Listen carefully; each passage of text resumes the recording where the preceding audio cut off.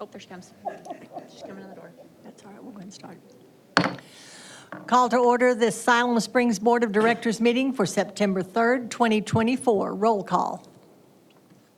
Blair. Here. Long. Here. Wiles. Here. Rissler. Here. Allen. Here. Carroll. Here. Hunt. Here. Thank you. With that, if you all will please stand with me as Director Long leads us in prayer. Please remain standing for the Pledge of Allegiance. Our most precious Heavenly Father, we thank you, Lord, for all the blessings you give to us. Lord, I pray that you will reach out and bless and wrap your arms around the people in need in this city. Help us today to make the decisions that you would like us to make, and help us to use the wisdom that you gave us. Bless each one. In Jesus' name I pray. Amen. I pledge allegiance to the flag of the United States of America and to the republic for which it stands, one nation under God, indivisible, with liberty and justice for all. Thank you. You may be seated. At this time, I would ask that anyone that has an electronic device, please silence that so that we don't have an interruption during the meeting. And thank you all for doing that. First on the agenda is the public input time. Is there anyone here that would like to address the board on any item that is not on our regular agenda?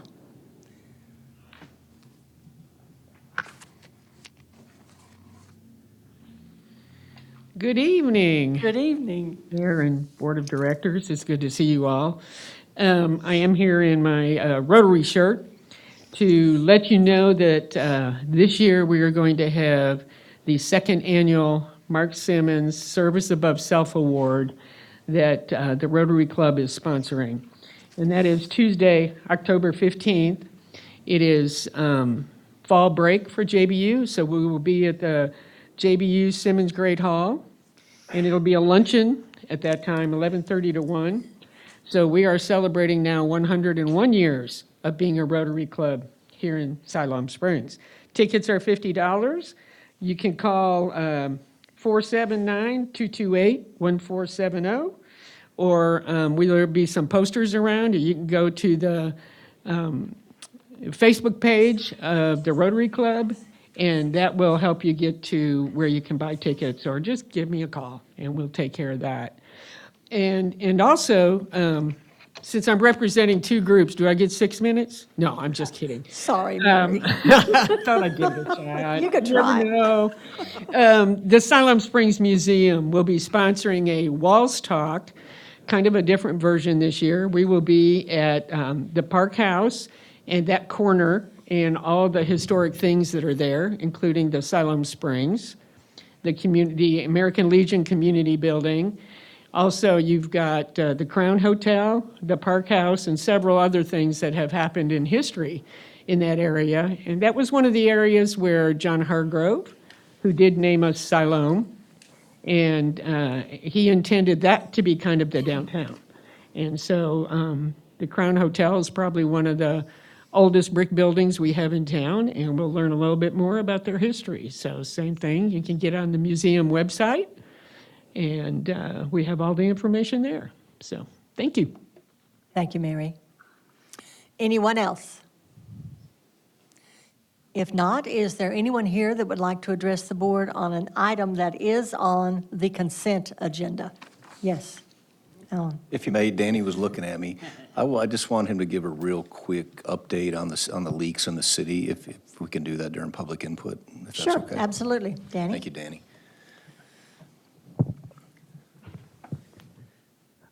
All right, I'm Danny Farine with the City of Siloam Springs. Just want to give you a quick update on the leaks that we've been having. During this time of the year, the ground is dry, so the clay soils are shrinking, the lines are moving around, causing an excessive amount of leaks here as of late. Last week, we fixed about 8 water leaks, ranging from anything from about a gallon a minute to one of them was about 35 gallons a minute. This week, we've scheduled about 10 more leaks to fix, just various areas through the city. I know there was some comments or questions, how much is costing the city to let these leaks continue? And you know, if it's a small leak, about a quarter gallon a minute, it might be $1.53 or so a day. If it's a gallon a minute, then we're looking at $6 a day. Like I say, the big one we had Friday evening on Willow Court has about $150 a day worth of water coming out of that line. But, you know, we look at these leaks and judge if it's just a nuisance leak or if it's a you know, health and safety to the public. And that's the ones we go after first. If it's draining water towers or anything like that, we're definitely going to get there as fast as we can. The other ones we're putting off until we can get these other older leaks or the leaks that are, you know, sizable done first. But I think after we get these next 11 leaks done for this week that we've kind of scheduled, if we can stay on the schedule and get them done, then we'll have about 5 more leaks after that, and we'll be caught up on leaks for now. But hopefully we get some rain, kind of soften the ground back up, and maybe the ground will stop contracting and breaking more lines for us. Danny, Steve gave me, if you could tell the board, I can't remember the exact number. I think we're averaging like a 5.27 loss, which anything under 10% is still very good. Correct.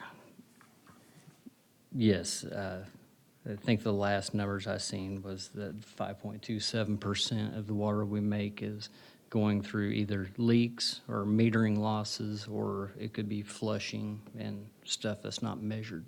So it's still a very good water loss number. What they were telling me, board, is a lot of these leaks are, we have the boxes and the lines going in the box with the way the ground is expanding. A lot of those leaks are pulling the lines out of that box, I think is the way it was explained to me, and that's why we're seeing some of the leaks. But I wanted Danny or Steve to come by, just because I've got a lot of calls, so I just asked them if they'd come by today and just answer any questions that you may have. But I appreciate their crew. I think they have 2 crews, right, working days and nights. Plus, we got to do locates. They just can't go fix it because they have to locate what's in the ground where we don't tear up anything else while we're trying to get in there. I think you love Elm because you said it's got a lot of rocks. I think you've been chipping away on that for a little while to get that fixed. Yeah, we have another leak on Elm Street, Mimosa too. We have to go up there and fix. It's a pretty good leak running right now. It's probably our worst one currently.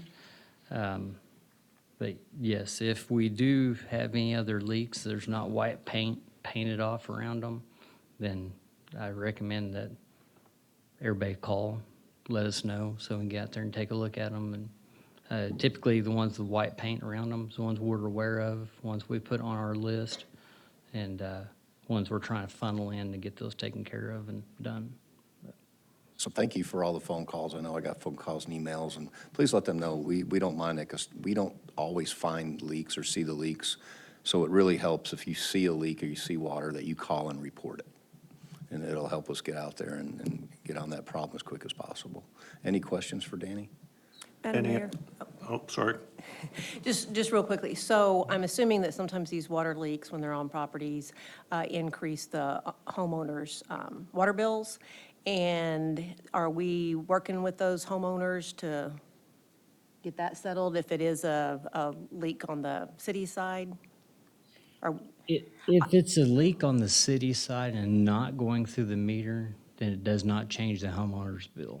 okay, If there's a leak on something of the city's meter yoke or the meter itself that's our parts in the ground and it's leaking, yes, we do give the customer credit. An average bill typically is what we do if it's our stuff that has failed.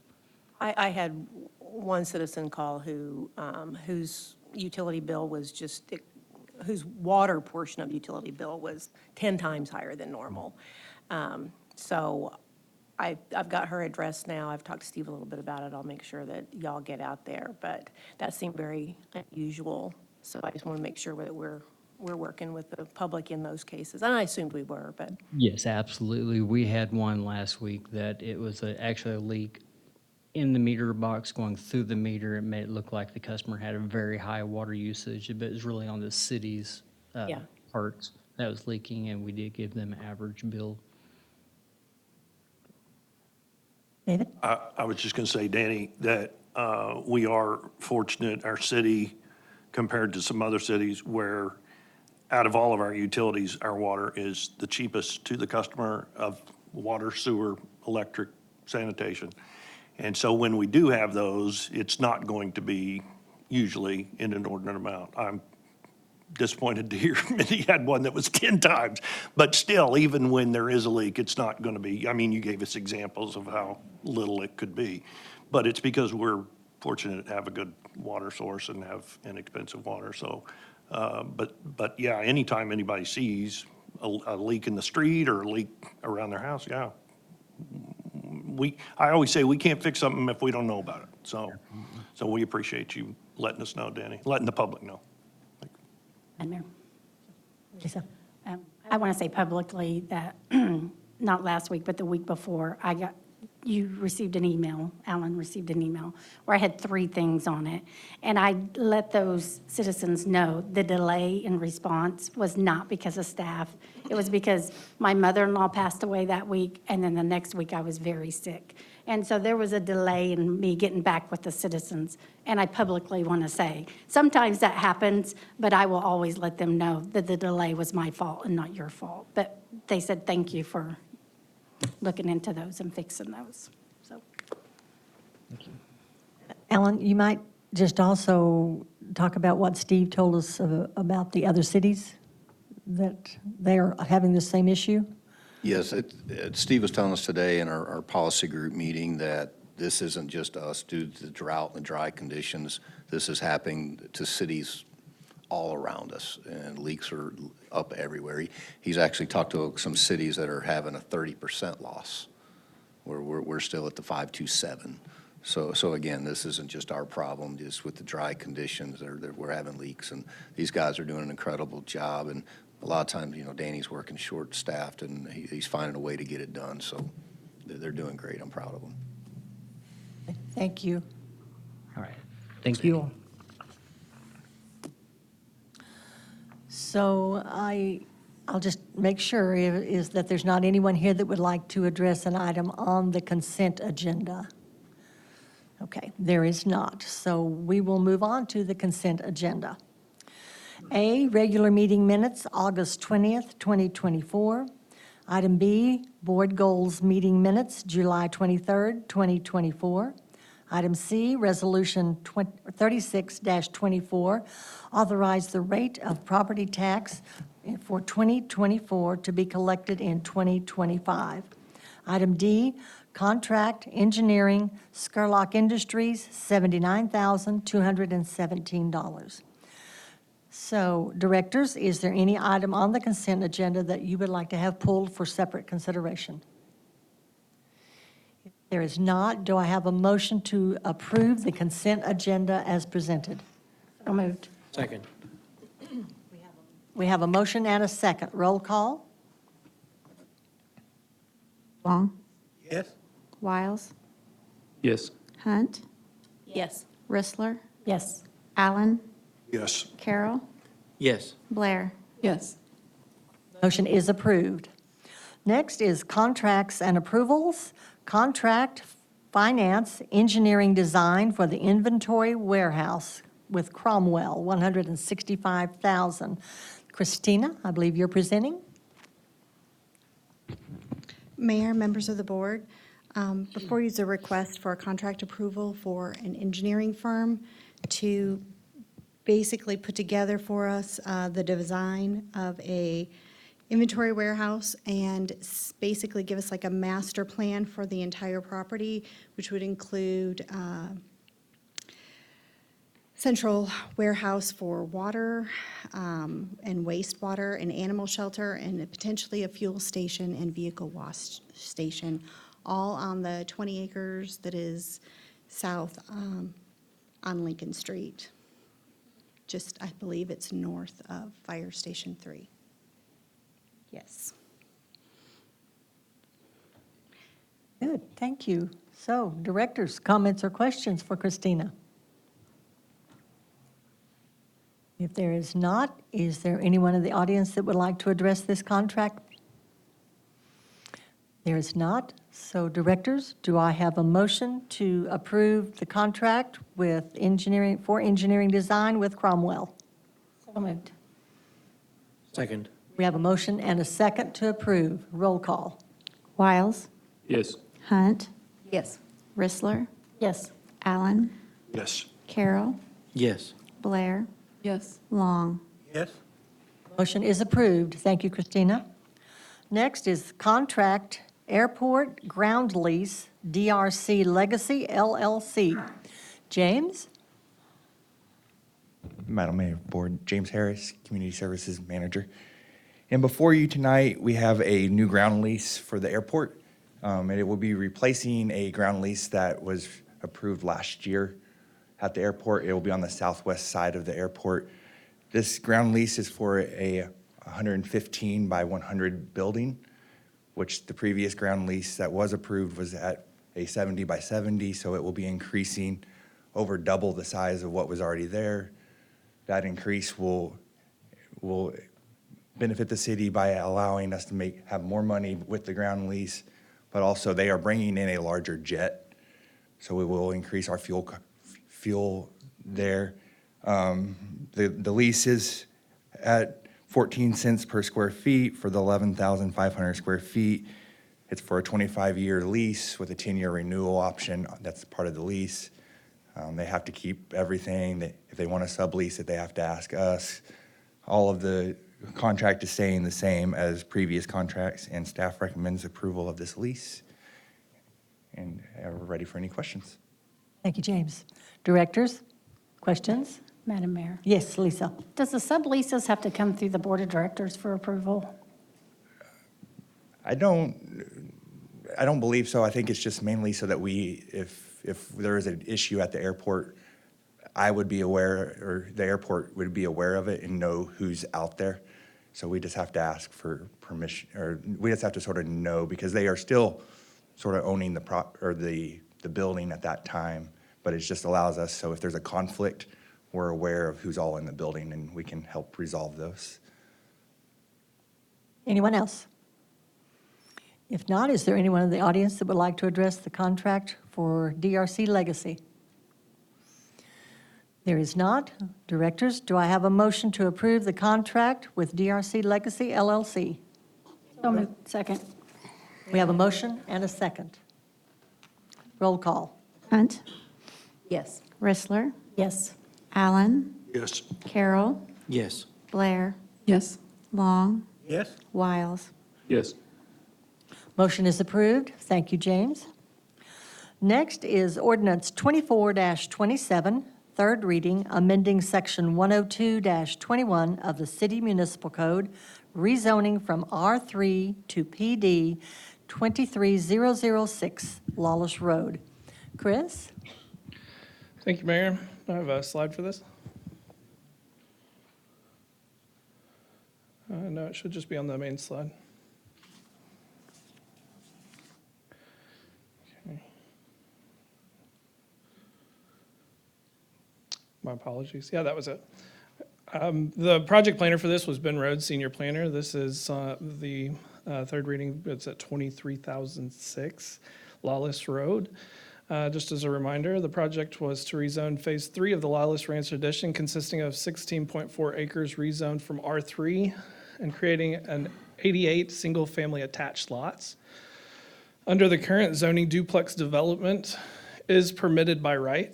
The rezone will not change the built environment and will only allow the individual units to be on separate properties, allowing the units to be privately owned. Planning Commission recommended approval as presented. The board approved a resolution at a previous board meeting, which is contingent upon this rezoning. Staff is available for additional questions as needed, and staff recommends approval. Thank you, Chris. Directors, comments or questions for Chris? If there is none, is there anyone in the audience that has comments on ordinance 24-27? There is none.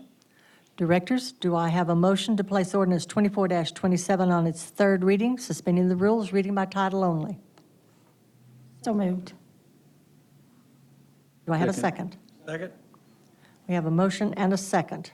Roll call. Rissler, Yes. Allen, Yes. Carroll, Yes. Blair, Yes. Long, Yes. Wiles, Yes. Hunt. Yes. Motion is approved. Alan? Ordinance number 24-27, ordinance amending section 102-21 of the Siloam Springs Municipal Code, city zoning map, rezoning from R3 to PD, property located at 23006 Lawless Road. Thank you. Directors, do I have a motion to adopt ordinance 24-27? So moved. Second? We have a motion and a second to adopt. Roll call. Allen, Yes. Carroll, Yes. Blair, Yes. Long, Yes. Wiles, Yes. Hunt, Yes. Rissler. Yes. Motion is approved. Ordinance 24-27 is adopted. Next is ordinance 24-29, second reading, amending section 86-6 of the City Municipal Code, notice requirements, street and alley closures. Phil? Thank you, Mayor, members of the board. Phil Stokes, Electric Director. There has been no change since the first reading, and I'm available for any questions. Thank you, Phil. Directors, comments or questions for Phil? Alan?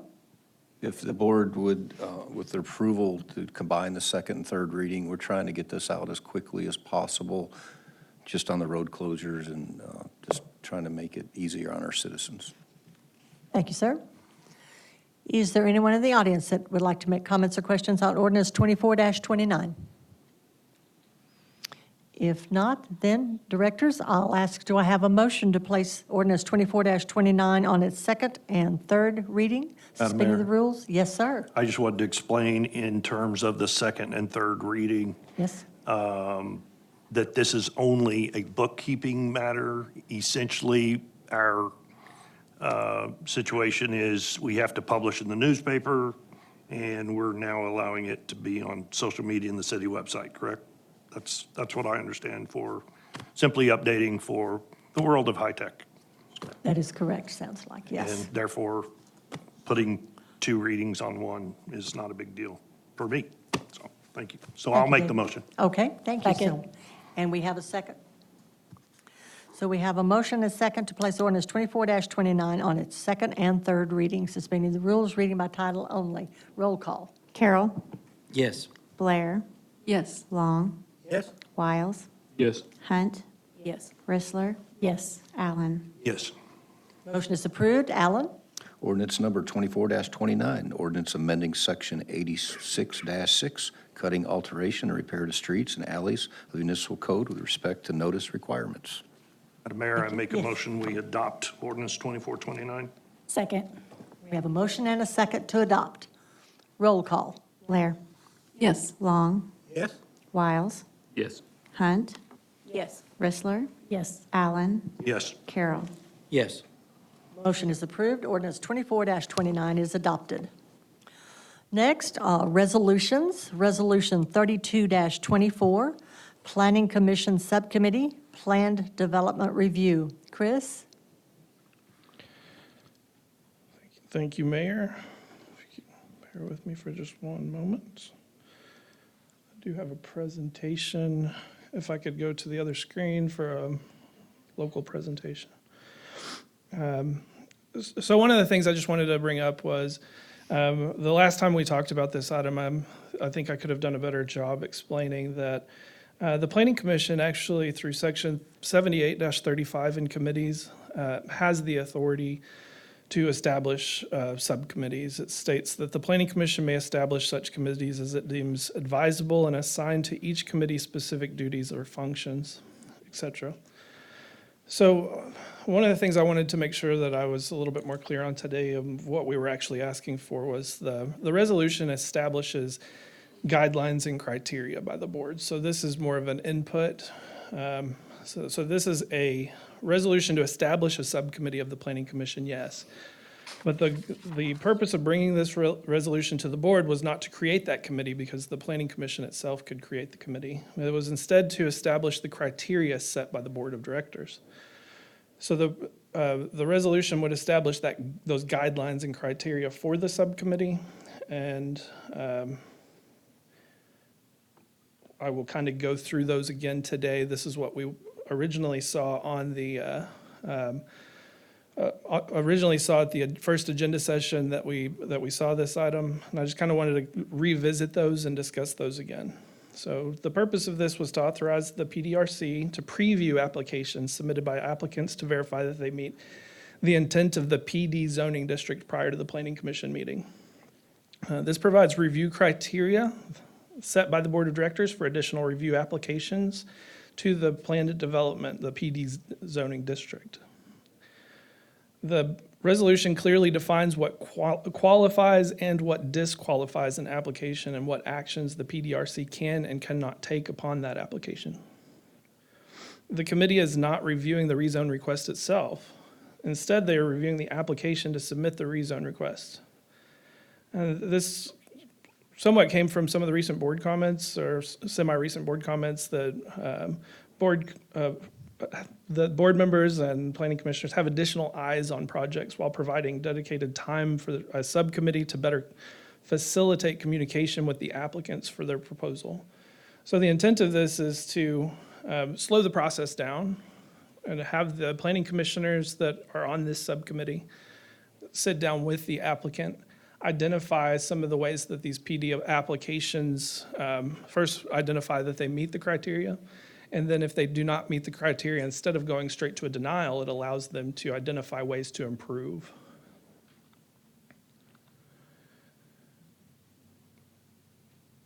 Plan development is intended to provide for coordinated development of mixed use of land on a suggested minimum of 1 acre, which uses are mutually compatible and can benefit from close proximity, and to provide flexible zoning standards for beneficial developments having special design requirements, particularly suited for pocket neighborhoods or mixed-use master plan communities.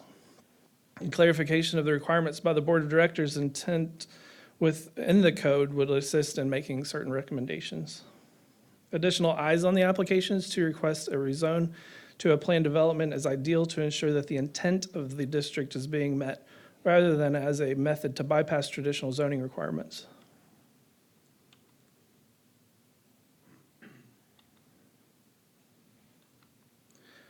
The first section of the resolution simply establishes the PDRC subcommittee, its membership, and its operations. Section 2 establishes the criteria that the board provides to the PDRC. This begins with an established review process. The intent is for this to be a conversation between that applicant and the PDRC members. The application must first qualify as a valid application through set qualifiers. Meeting any qualifier would qualify the application for consideration, and these qualifiers are 1, coordinated development of mixed use of land, 2, pocket neighborhoods or mixed use master plan communities, or 3, the flexible standards needed to meet special design requirements caused by undue hardships. The majority of what we'll talk about is that third one, the flexible standards needed to meet special design requirements caused by undue hardships. Section 2 also includes a list of disqualifiers, which would remove the application from consideration. These are things such as an application that requests that there are only to maximize the land use, which would be for a typical subdivision development, or to provide a route for an applicant to avoid variances or waivers. And just to kind of clarify that again, if a variance or a waiver if a variance can be moved to the Board of Adjustments to easily rectify the need, then that should be the route that it should take. 3, assist developers with financial considerations. 4, maximizes profitability within a development. 5, allow mixed uses that are not mutually compatible with adjacent and proposed uses. Again, those are disqualifiers.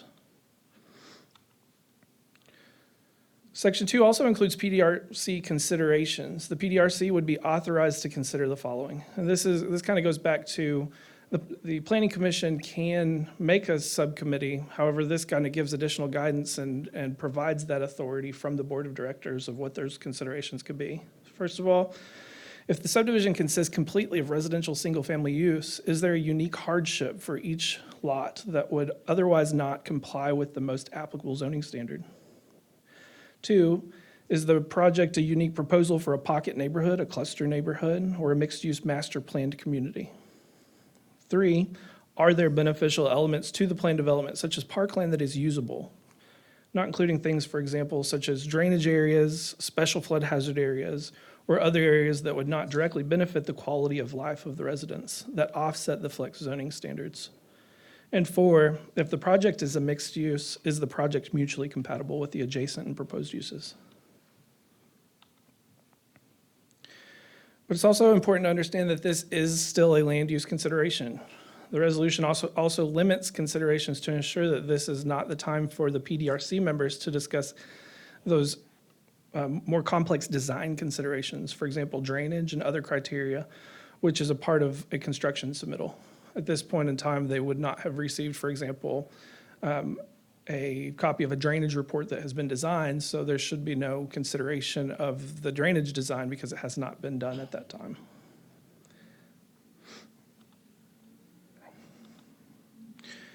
The resolution would authorize the PDRC to take one of 3 actions: move the application forward to be heard by the Planning Commission as a rezoning request, deny the request, or table the request.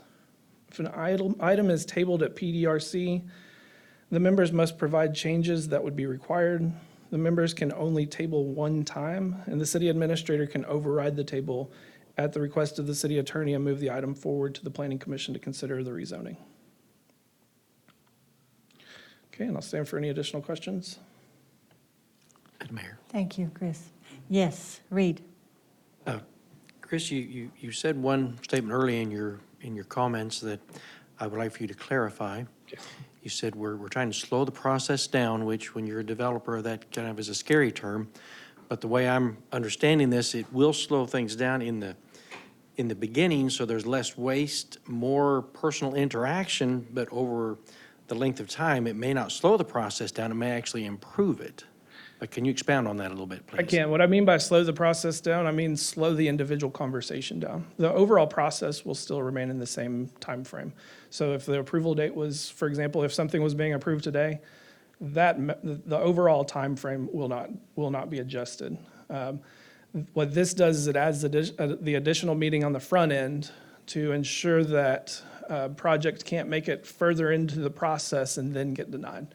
So it can actually speed the process up for the proposal to ensure that it meets those requirements, to ensure that it's going to meet what the planning commissioners believe the intent of the code is based off of the guidelines provided by the board of directors. By doing that on the front end, we don't stall the process where it could come all the way to the board and then have an additional time frame where it's denied. And of course, it is a rezone, so it'll be at the behest of the board. Either way, it'll still go through the same process. Thank you. Anyone else? Madam Mindy? Mayor? Thank you, Reed, for asking that question. My ears kind of perked up at that point, too. I thought, we don't want to slow down, so thank you for that good explanation. So in the information about the establishment of this committee, I understand it is members of the current Planning Commission. And I think the Planning Commission is probably like the Board of Directors in that their meetings have to be made public, so the public has to be notified. And I see under letter F, under establishment, that meetings will be recorded and minutes created for each meeting, but I don't see anything in this document that indicates that the meeting of this PDRC will be, that the public will be notified, which I think anytime 2 or more members meet, that's considered a public meeting when they're discussing city business. That's correct. It will be public meetings. The idea of this is for it to be a conversation between the developer or the applicant and the Planning Commission subcommittee. However, it will still be required to be a public meeting, so the public will be invited. Okay, I just didn't see that in this information. I didn't know whether it needed to be in that information or not. Just even a comment, meetings will be made public and shall be recorded. I don't, If you would like to amend it, I think that would be fine. I think it is a state law requirement, so it doesn't have to be in there. It still would be required to meet the state statute. okay.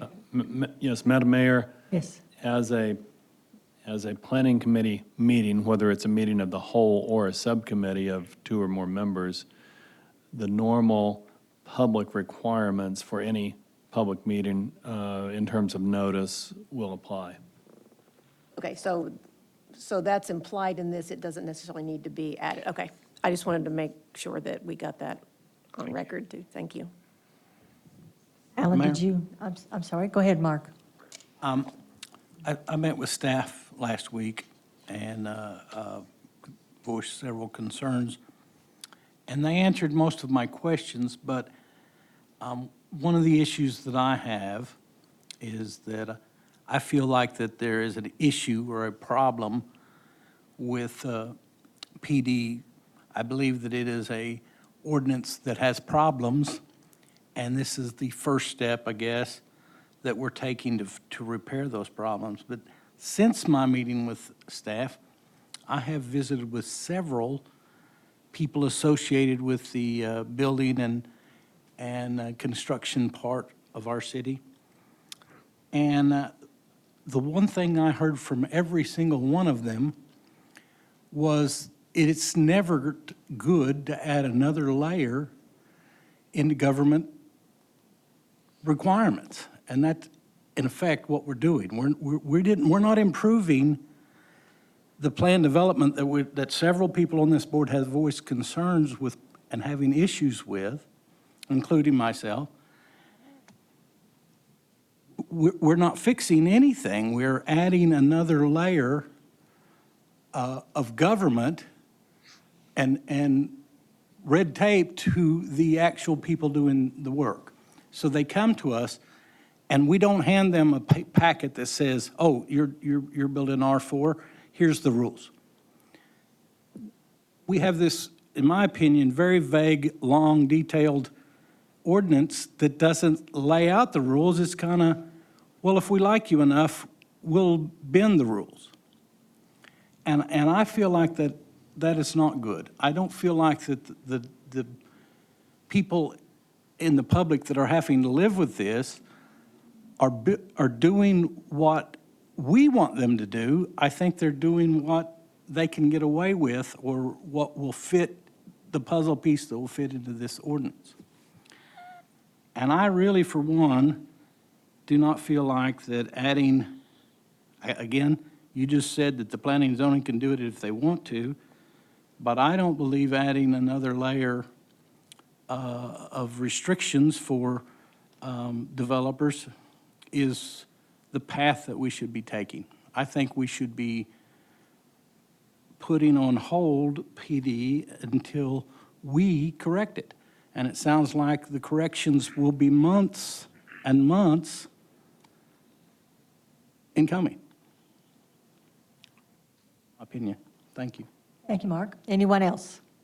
Yes, Lisa. I wrote some questions down. I've been out of the loop, so I guess I'm catching up right now. The question, I appreciate Reed for answering my first question. Can you go back one, I don't know which way that slide was. Not that. Sorry, I should have been paying attention to the slide numbers.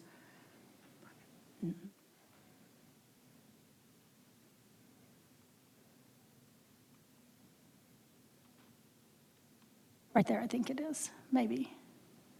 Oh, I wish I had these printed so I could see them. Sorry. Let me ask some other questions, and I'll go back to that. If planning and development can create these, wouldn't they be the ones to set the rules?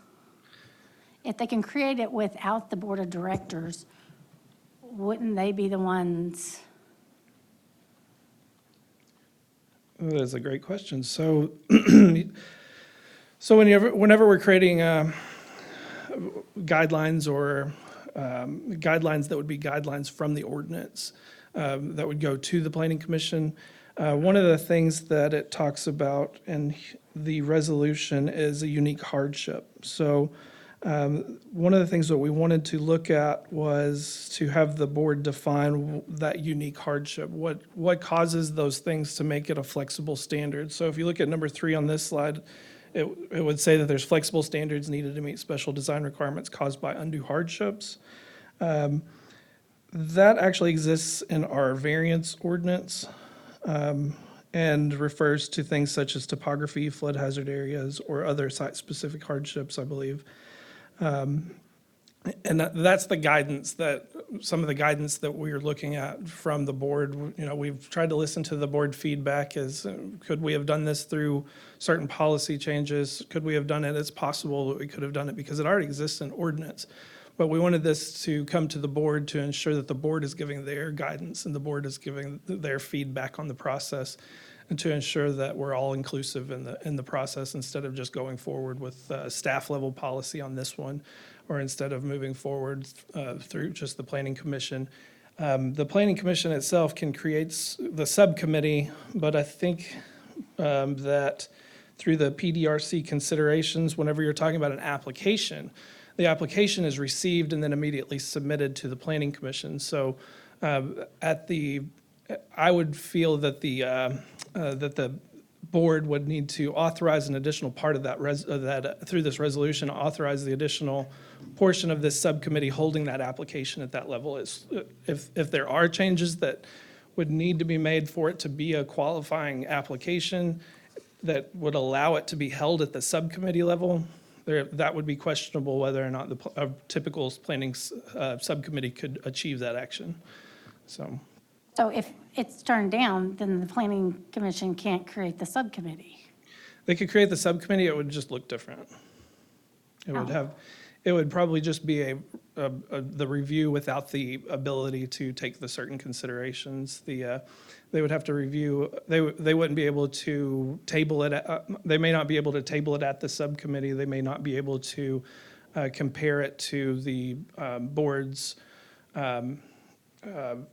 interpretation of that ordinance that says what we mean by flexible use is referring to these undue hardships, and we're cross-linking the code to ensure that we actually have that connection in the process, instead of just blanket making, for example, in a subdivision that has a unique hardship in one corner of it right now, they're using that as a method to reduce the size of all of the lots in the entire subdivision.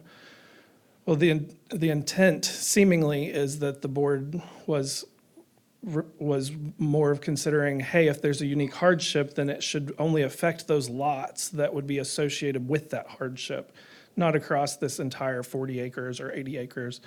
And this kind of clarifies that. It gives the guidance to the Planning Commission subcommittee to make those determinations and could table it and make those requested changes. Ms. Lisa, if I may, Chris is making a great point. That's what we're seeing across the board. If we have something come to us, and I'm gonna make up a number, we have 200 lots, and they have a hardship in one corner and a hardship in another. Instead of fixing those two where the R2 is supposed to be 7,000 square feet, they're finding a way to cut those in half, and they're using those lots on how they weren't intended. They have found a loophole, so we're. So can we not change ordinance to prevent loopholes? This is like I met with some board members the last couple of weeks. This is a fix one of many. And we hopefully will bring some stuff, I think what Director Long was talking about. We should have others coming to you probably November, December. It's just a process because we have a lot of designs or things coming in that what we do, you know, I since I've been here or in this seat, hey, we're making it hard on builders and we're trying to make things quicker. So we streamline some processes. Well, when Ben and others are looking at this, and Ben, please correct me if I'm wrong, or Kevin or Megan, I didn't see her over there, but if they come in and they meet all our criteria, we have no, with a rezone, we have to move them forward. Then it goes to the planning commission. They're kind of under the same rules and regs. You guys can change the rezoning, but that's probably 12 to 14 weeks into the process as this builder has put all this time in, and then you guys are going to deny them if you don't want that rezone. We're trying to get this in week 1, week 2, where they don't put all this time and effort, where they understand you got to make these changes to come in with it, what the lots are intended to be used for, unless you can show a hardship. Have we spoken to the developers? And let me apologize right now. I'm not saying I'm for or against this because I'm catching up on both sides. And it's not staff's fault that I don't know what I normally know, because there's nobody that can say I don't do my research. My mother-in-law passed away, and I was very sick last week, and then we had a holiday yesterday. I So understand. for me to ask these questions, I'm not trying to say, I'm just asking. No, we want to make sure you're caught up and you understand, so that's great. And has the developer said they like this, or have we heard from any developers? Do they like this idea? Do they not like this idea? And I'd also like to know, because I've done business with the city. You say that timeline, because your exact words, like, Reed, you said slow the process.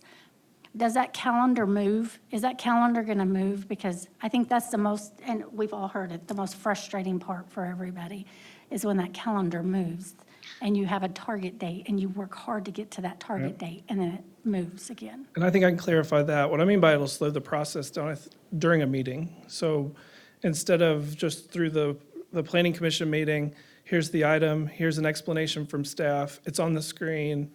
Do we have any input from the public, yes or no? There's no public, okay, well, planning commissioners, what do we think? I'll move it forward. That's kind of the process. What this does is it brings them to the table. We're looking at these meetings less of in this setting, and we're looking at the possibility of having the ability to put the plans down in front of the planning commissioners, sit them literally at a round table with the developer there, and be able to point out some of the considerations on the paper, work with them. It doesn't change the dates of our meetings. They would just have an additional stop along the way during the same time frame. But at that meeting, it would be more personal between the planning commission subcommittee, so they can get in, actually spend some time on that one item. So if it's one item that may take 15 minutes at the planning commission meeting, maybe it takes 30 minutes at the PDRC meeting, so they can actually get in there and have that discussion, a little bit less formal format. So if they don't meet the criteria, though, is it the developer that puts it on hold, puts the brakes on, or is it the planning? If it doesn't meet the Once you sit qualifications. down and you guys aren't agreeing, who prevents it from moving forward at that point? The PDRC would start by, they would make a motion at the meeting to either one, table, if there was something to change on it, they could table it and give a list of conditions that need to come forward, which actually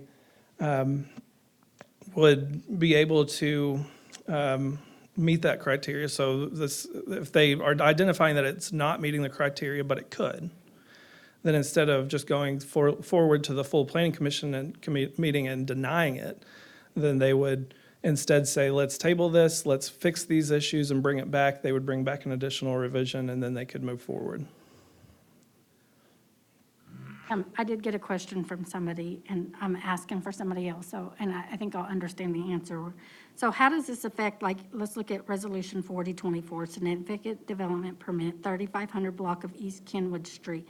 How does this affect projects like that? Can you say the project name again? The 3500 block of East Kenwood Street, Kenwood Townhomes. Okay, so that PD would start with a review of the PD from staff, just the way that it usually does. Staff would accept that application. Staff would make the initial review and do a smaller staff report to identify, based off of the qualifiers and based off of the disqualifiers and the objectives of the PD district. They would make a small staff report, and then it would immediately go on to the next agenda for the PDRC meeting. it would go forward with the PDRC meeting. Staff would give the, let me pull that part up. Staff would provide the staff report, and then it actually spells out the entire process in here.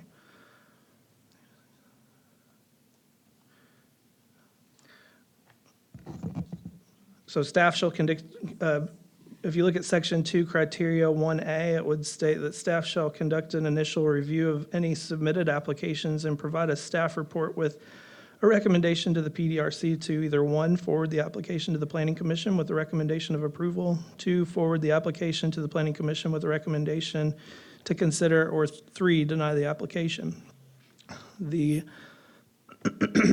Or 4, table the application with certain conditions are met, for which conditions shall be listed within the staff report. And this is the point where the Planning Commission would then, after that staff report's read, the planning commissioners that are at this, in this subcommittee would be able to work directly with the applicant and say, hey, what was your thinking of this being the common space? It looks like a drainage ditch. It was probably going to be dedicated a drainage easement anyways. Why would that be? Plead your case. Tell us why that would be suitable as parkland dedication and for a quality of life consideration.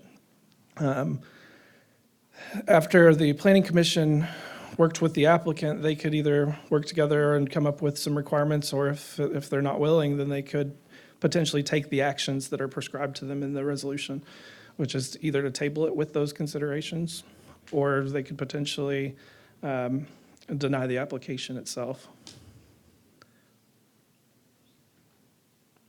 Yeah, I wish I knew what screen it was, because I had other questions, and I was trying to write them down as fast as I can, and I don't, yeah.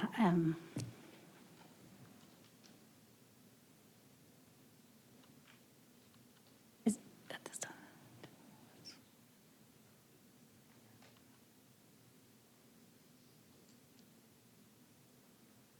Oh, there's another question. If an item is tabled at the PDRC, it says the city administrator can override the table at the request of the city attorney. Is the city administrator the only one that can override that, or can the planning it's going to consist of the planning, so can the board of directors override it? I'm sorry, I have so many questions. I believe legislatively, the Board of Directors, the Planning Commission is an advisory committee to the Board of Directors, so any action that the Board of Directors takes would supersede any of their actions, and I would deflect to the city attorney on that statement. But most likely what would happen is they contact us. During the meeting, we would identify, and what this prevents is if there was a subcommittee that said, hey, there's too many drainage issues in this location. That is not, and staff states, well, that is something that would have to come out with a drainage report. That is something that's a part of the design considerations. They say, well, I still can't move it forward. I'm just going to table this, and we're going to table it until we get a drainage report. Drainage report's not a part of a rezone request. So that would, for example, would be something that would go to the city attorney to review. The city attorney would make a recommendation to the city administrator to move that forward to the Planning Commission without the recommendation from the PDRC committee. It's a method to move things forward in the event it gets stalled. Other actions would be the city administrator could say, oh, well, this was a minor issue that they wanted a very small change to the parkland dedication. Instead of holding this up for a month, let's go ahead and move this forward, and consults with the city administrator and says, yeah, that would be fine. It's not worth holding this whole project up for a minor change, so we should be able to move that forward. And the city administrator could then could override that determination to table to allow it to move forward for the timeline. And Ms. Lisa, please understand, directors, the final say is the board's. We're trying to get the process to make sure we're getting the zoning in the lots what they're intended to be used for. That final say will come to you. Right. And I understand that. I guess I'm thinking from the perspective, and I've sat in your office lots of times, and Chris's, and when the developers have come to me and they're frustrated. They're just frustrated. And do they, I don't ever want to turn, my customer service level is, I don't turn anybody away. And I don't just hand people off. I take them to the people they need to go. And I make sure they're taken care of. And I want to make sure, and I think, if I may, I'm sorry to interrupt, I think this will make them happier, because if I was a builder, I would rather know on the front end of this, the first couple weeks, than you denying it 12 to 14 weeks later, when I've already put all this work into it. So our hope is to help the builders up front, to tell them what is allowed and what is not allowed. And that it's going to save them time, instead of with nothing right now. The board they can make the decision that we're not going to approve this rezone. But like I said, we're 12 to 14 weeks into this process. They put all this work into them. They're going to be like, why didn't you tell us on the front end? So this is the fix that we have found, and this is the first fix of many that we're going to be bringing forward. I just feel bad because usually I do my research. I don't think there's anybody that says I don't do my research. And I feel like I can't make a hard case or, a decision tonight. And I know nobody wants to table it again, so I'm stuck between a hard place and a rock. And so it's like, because I'm not educated enough, and this is my first time in 5.5 years that life had just thrown me for a loop for a while, that I didn't get the research I needed. So it's hard for me to vote on this one. Madam Mayor? Thank you. Yes, David? Chris, I got a real quick question. Lisa, well, I've got several questions, but regarding what Lisa was just referring to, the slides you have with the white headline and the yellow answers, are these in our board packet? I'm not sure, I did not prepare your board packet, so. I would Well, have to- come on, this is from you. We only have the document of your memo and the actual resolution. These things are almost like answers to questions, and I don't have this. These would be very helpful for us to be able to read these rather than on a screen. Because I think you're answering questions, but you're getting them by going to the slide, and I can't read all of them. And it seems like you've gone and answered a lot of good, hey, what if? And you've given the answers up here, but I don't know. And I'll just say, I'm not in favor of this, and I'm not against this. I am still in the learning mode. And many of you may know that I've also been in an odd situation. I've not had anybody die, but family has been a very big distraction for the last 2 weeks for me. But my problem is I have a lot of questions, and I just don't like something this big almost being shoved down my throat. I see a lot of good to this. I really do. But the question I see is that a lot of these answers, basically you've given on these slides, would have helped answer a lot of the questions that I've got. So when you first got up here tonight, your opening comment, and then Lisa, you followed up with her, you said, we don't need to have this approved because the planning commission can have their own subcommittee. So are you saying you're going to do this anyway? No, Director, what I'm saying is that the act of creating a committee could fall to the planning commission itself. I just wanted to zero in that the purpose of the resolution coming all the way to the board was to establish the guidelines. Right. Was to establish that criteria, to identify the criteria that the subcommittee would be using to make their decisions. And I appreciate that. I appreciate you bringing it for our input. Let me just hit you up with, and some of these are not questions as much as me saying this is a really good point. The part where you state that this is ensuring that the consideration is based on land use rather than development consideration. And you go through in this and give quite a few examples of if this doesn't happen, then this happens. And I thought that you did a good job on that. The question, the one serious big question I had was under Section 1 Establishment, letter E, the chair, no, that's not. Oh, that's not it either. Well, I had one that was a serious question. Oh, here it is. It's actually on the front of the resolution page.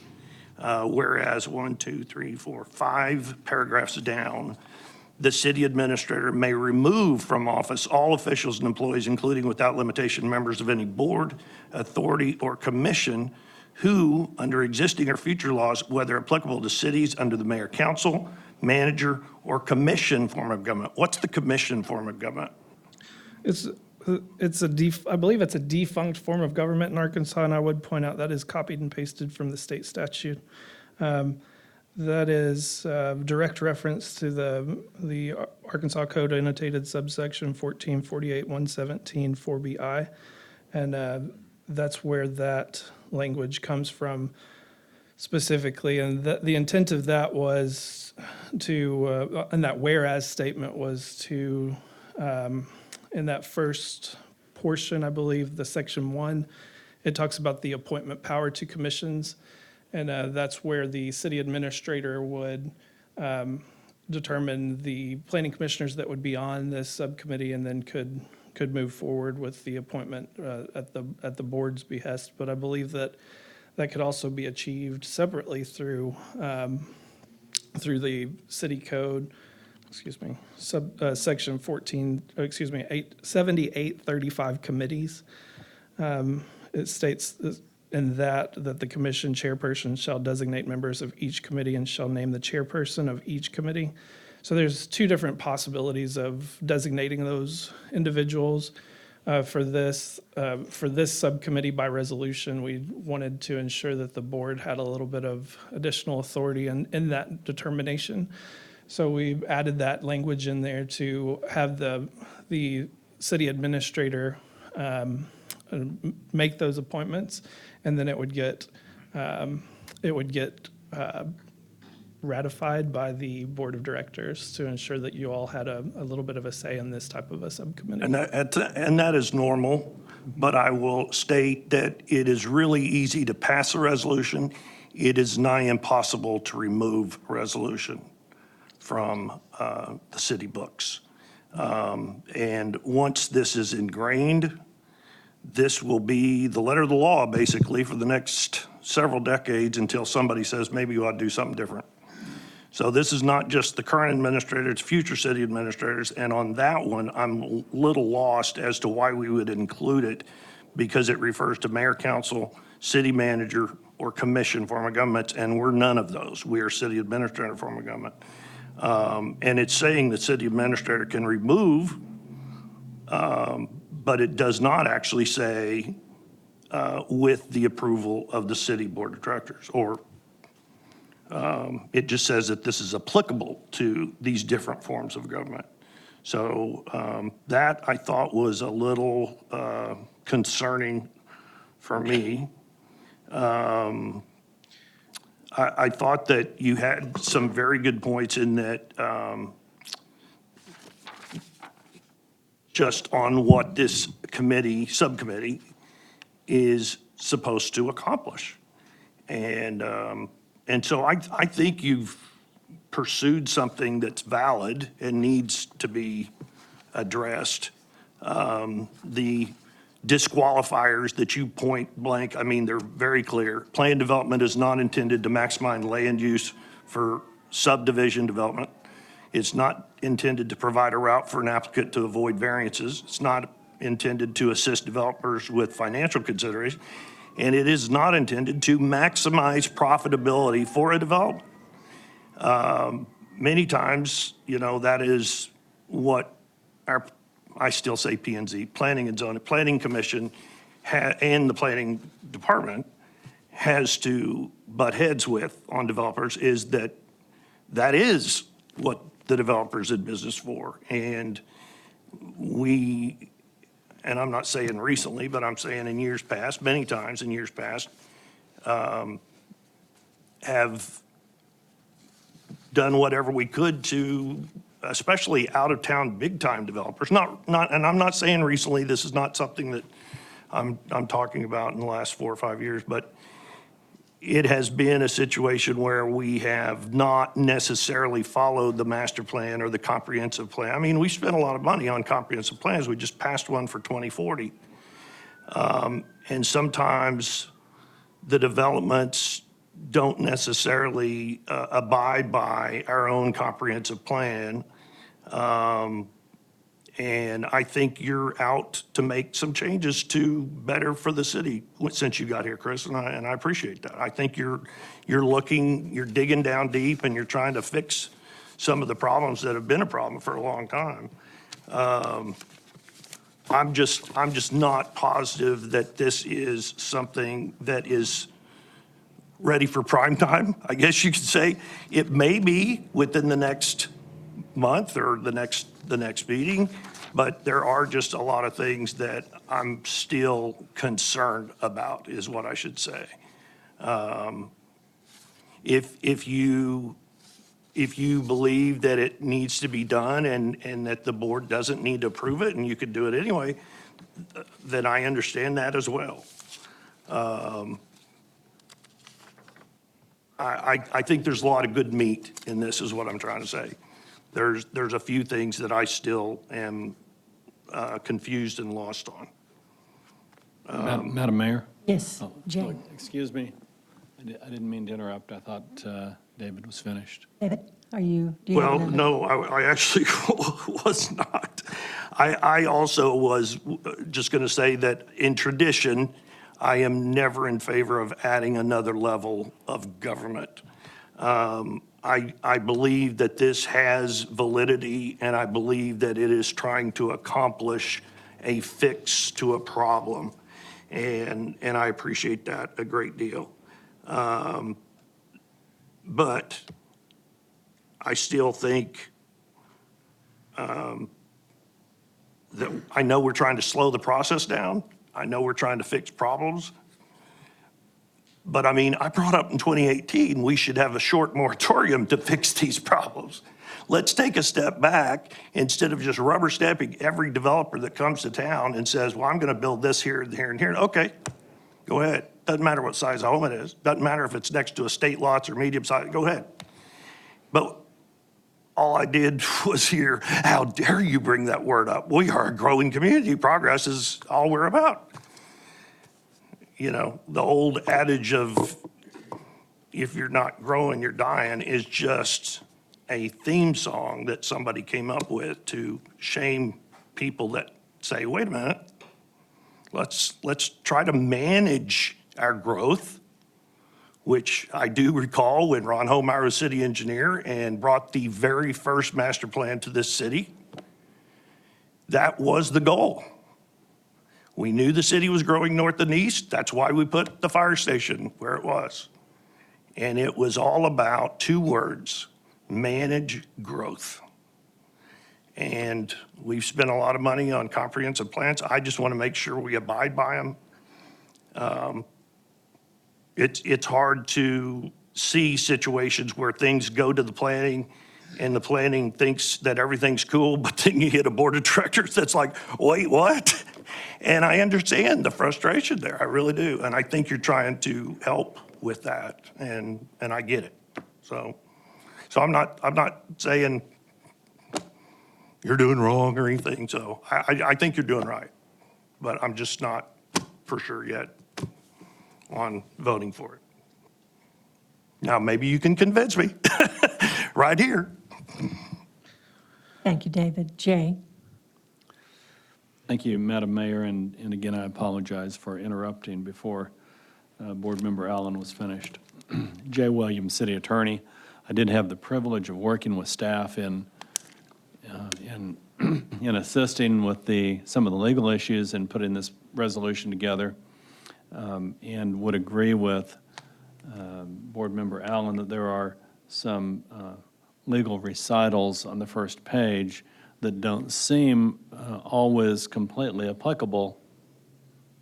However, they do precisely quote Arkansas law, which sometimes doesn't seem perhaps applicable to every situation, but I think they are properly there and are a proper statement of Arkansas law in those recitals. The second question that was raised earlier dealt with, well, what if? What if this committee tables a matter? What if the committee does not approve the matter? And of course, the final paragraph of the proposed resolution does also provide that if the application is denied, there's an immediate appeal to the full planning commission. And if the planning commission denies the application, then of course the next level of appeal is to this board. Well, Jay, there's not an immediate appeal. They can appeal, right? It doesn't automatically. No, that's correct. They Yeah, have, they they have have the the choice. right to appeal within 30 days to the full planning commission. Madam Yes. Mayor? So some of my questions got answered, and then more came up, and so I tried to take notes. It's been a while since I had some questions. Lisa stimulated some questions. And something was said a little while ago, like one corner of a property, I don't know, was flooded, or there's an issue, or maybe two corners. So then they use that excuse to reduce the lots across the board and the whole development. Why is that allowed to begin with? So when we talk about flexible zoning standards and we talk about trade-offs, if you are wanting to do a master planned community, there are some trade-offs that might be more feasible. For example, if you have smaller lots, what are your smaller lots sacrificing? They're sacrificing that usable space in the backyard, the front yard. So the trade-off would ideally be somewhere that you could have a quality of life improvement that would be the trade-off to that. So common park space, a common space for people to be within the community. So when you're having a master plan community that's got the smaller lot option, then maybe they have a lot that's dedicated for parks, for if it's for children to play, or for a track, or for pickleball, or for some sort of activity that would otherwise be in that type of neighborhood's backyard. And then it's a little bit smaller, so maybe they won't be able to do as much in those backyards. So when we're looking at this, we're talking about what is the quality of life trade-off? What's the flexible standard there? What are we flexing? So there's water in one corner of the property, so they're going to make all the lots smaller. So since they're making all the lots smaller, they'll add a little park or place to play. Is that what you're saying? We'll allow you to make smaller lots if you'll do a little park.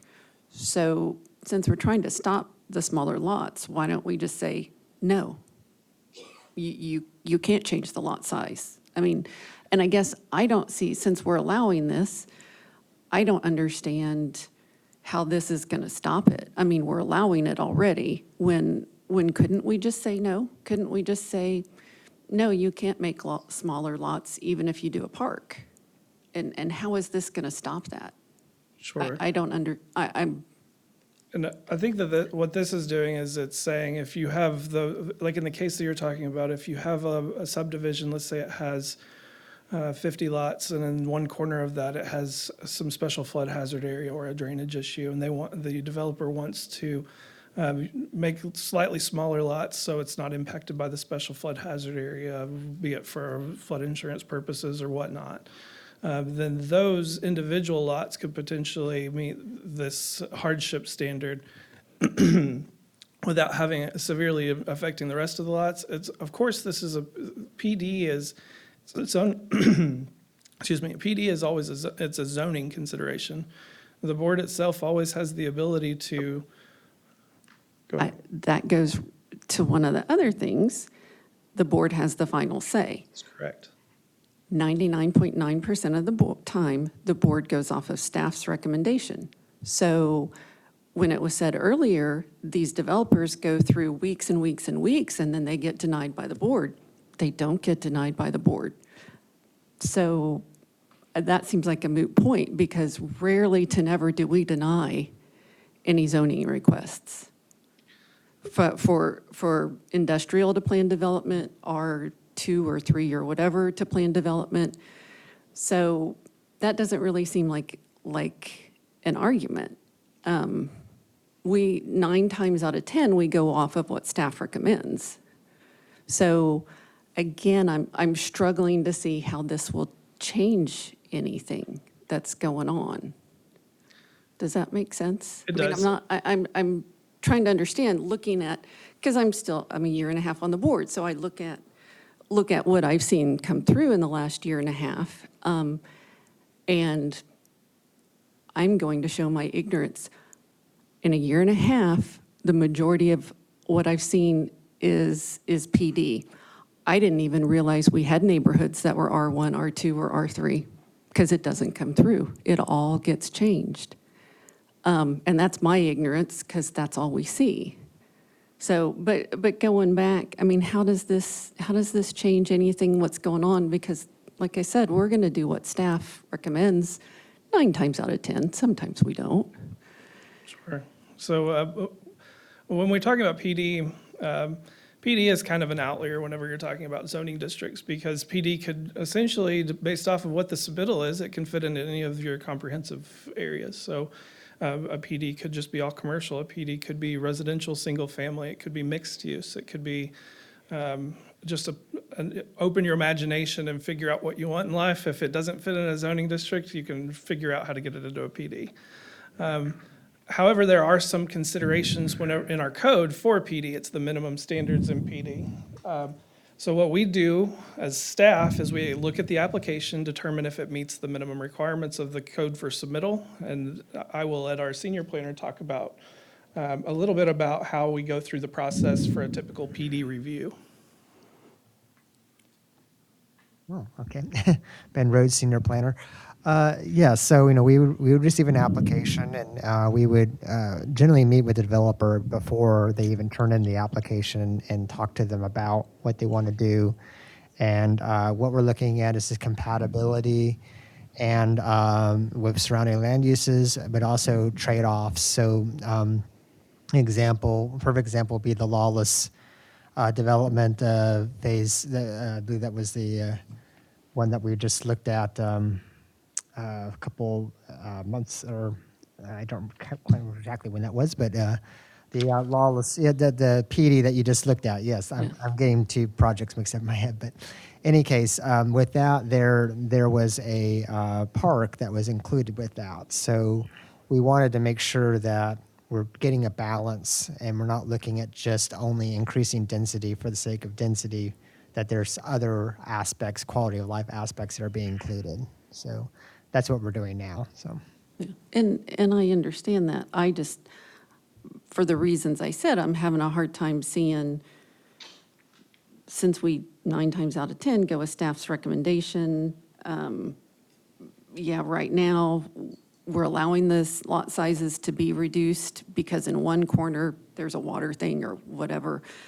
How is this going to change any of that? Did you want to take that, or did you want me to? Madam Mayor, Kevin Moore, City Yes, Kevin. Engineer. I think, kind of to answer your question, you could begin denying PD rezone requests. The advantage to this resolution is that it sets the standards that you as a board are looking for. So rather than PD requests coming through the process and beginning to be denied based on what you're seeing at the back end, you can say at the front end, we want staff and we want the planning commission to prioritize these things as trade-offs. So to your point, you all as a board have largely gone with staff's recommendation, but the consensus in some different conversations that staff has had with individual board members is that you're looking for a break from that because you've identified PD as maybe something that's been overused. And so rather than those applications continuing to come through and then being denied by the board and trial and error for staff to try to figure out what you're looking for, this resolution provides that. And if And that, I'm sorry. and that makes sense, but the part where you said, and then the board rejects it or whatever, we almost never reject it. I mean, like I said, I keep saying 9 times out of 10, we don't. So, I mean, it's not like people are getting rejected all the time and have to start over. And, and Yeah, I had a thought, it's gone. Go ahead. What I'm saying, when I say you have, yes, you've gone a lot of times with what the recommendation of staff.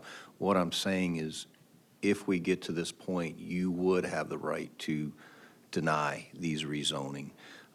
This is something that I've had individual board members come to me and just express that they don't like how a lot of the zoning and lots are being used and want us to find a fix.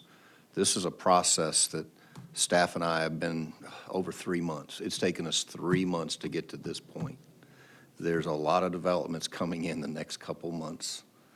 We are trying to make sure that these zones are being reached, are used correctly. This is and I mean no disrespect to anyone I'm about to say, this is the third presentation that we have done here. This has been almost 5 weeks that we've been talking about this. I have had individual board members that have come and met with me and Chris and Kevin and Ben. We have walked them through the process. We have walked them through other developments and showed them the problems that we're having. And this is why we're here. We've been able to curtail some of those, but we are limited on what we can do when they meet the requirements. Ben, and when they're going through planning, there's requirements, and then they're dotting the i's, they're crossing the t's. We can't deny. We can suggest. So how does this change the requirements? I haven't seen anything that says this changes the requirements.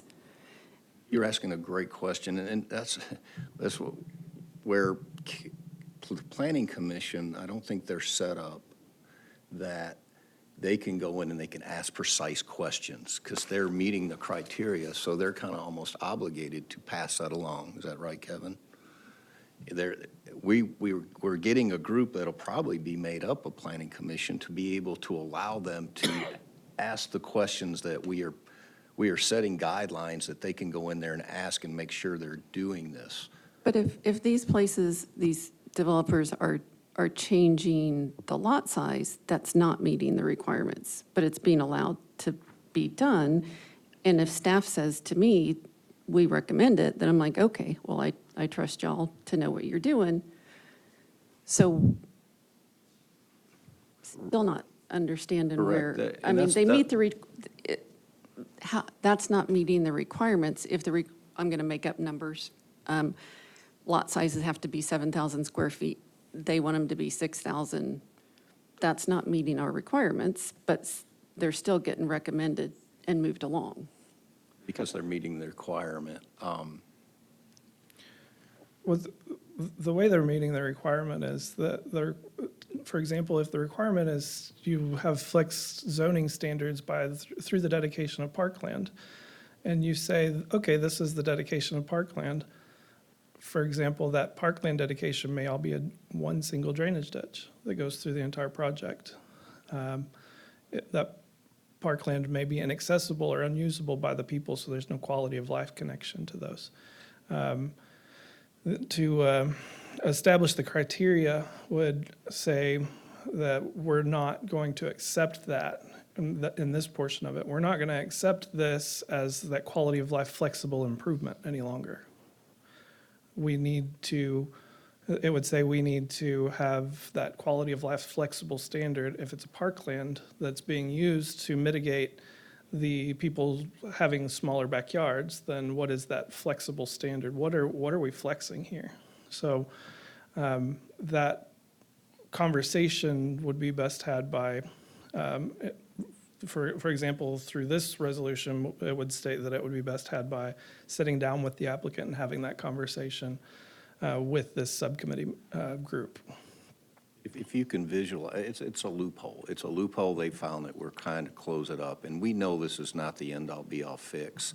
But if you can visualize, and I showed a couple of the board members, and Kevin showed me something. If you can visualize a square box, and in that square box, you have two other boxes. You have 7,000 square feet, 7,000 square feet, 7,000 square feet. That's an R2. So I have 3 lots in that box, okay? Now draw a line in each box. And now we're going to 6 different lots because they have split it to 3,500 apiece. That's the loophole they found. That's why you're seeing more development on I don't understand what loophole they use to do that. I'm sorry, If it's 7,000, how are they splitting it to 3,500 and still meeting the they're qualifications? they're splitting the lot in half and they're developing on that 3,500. So How? instead of having three, that's the loophole we're having. And Kevin. Is it I in don't know our if you can ordinance or state Ben- statute? I think that would be, what we would be more realistically saying would be more of like a 6,000 square foot lot or smaller lots that, I don't think he was referring to specifically 3,500 square foot lots. Right, I'm just That's giving pretty- you an I know we're just using numbers, but I mean, how are they able to lower it? Is that per our ordinance that says that, or state statute? That's Is it- that flexible standard with the PD. A PD allows you to make a proposal. You make the rules, we're going to sign off on it. So that's what a PD is. It says there's certain base rules that you have to follow, but there are certain rules that you can establish, and if it's agreed upon, then in this specific area, you can follow those requirements. Who's agreeing upon it?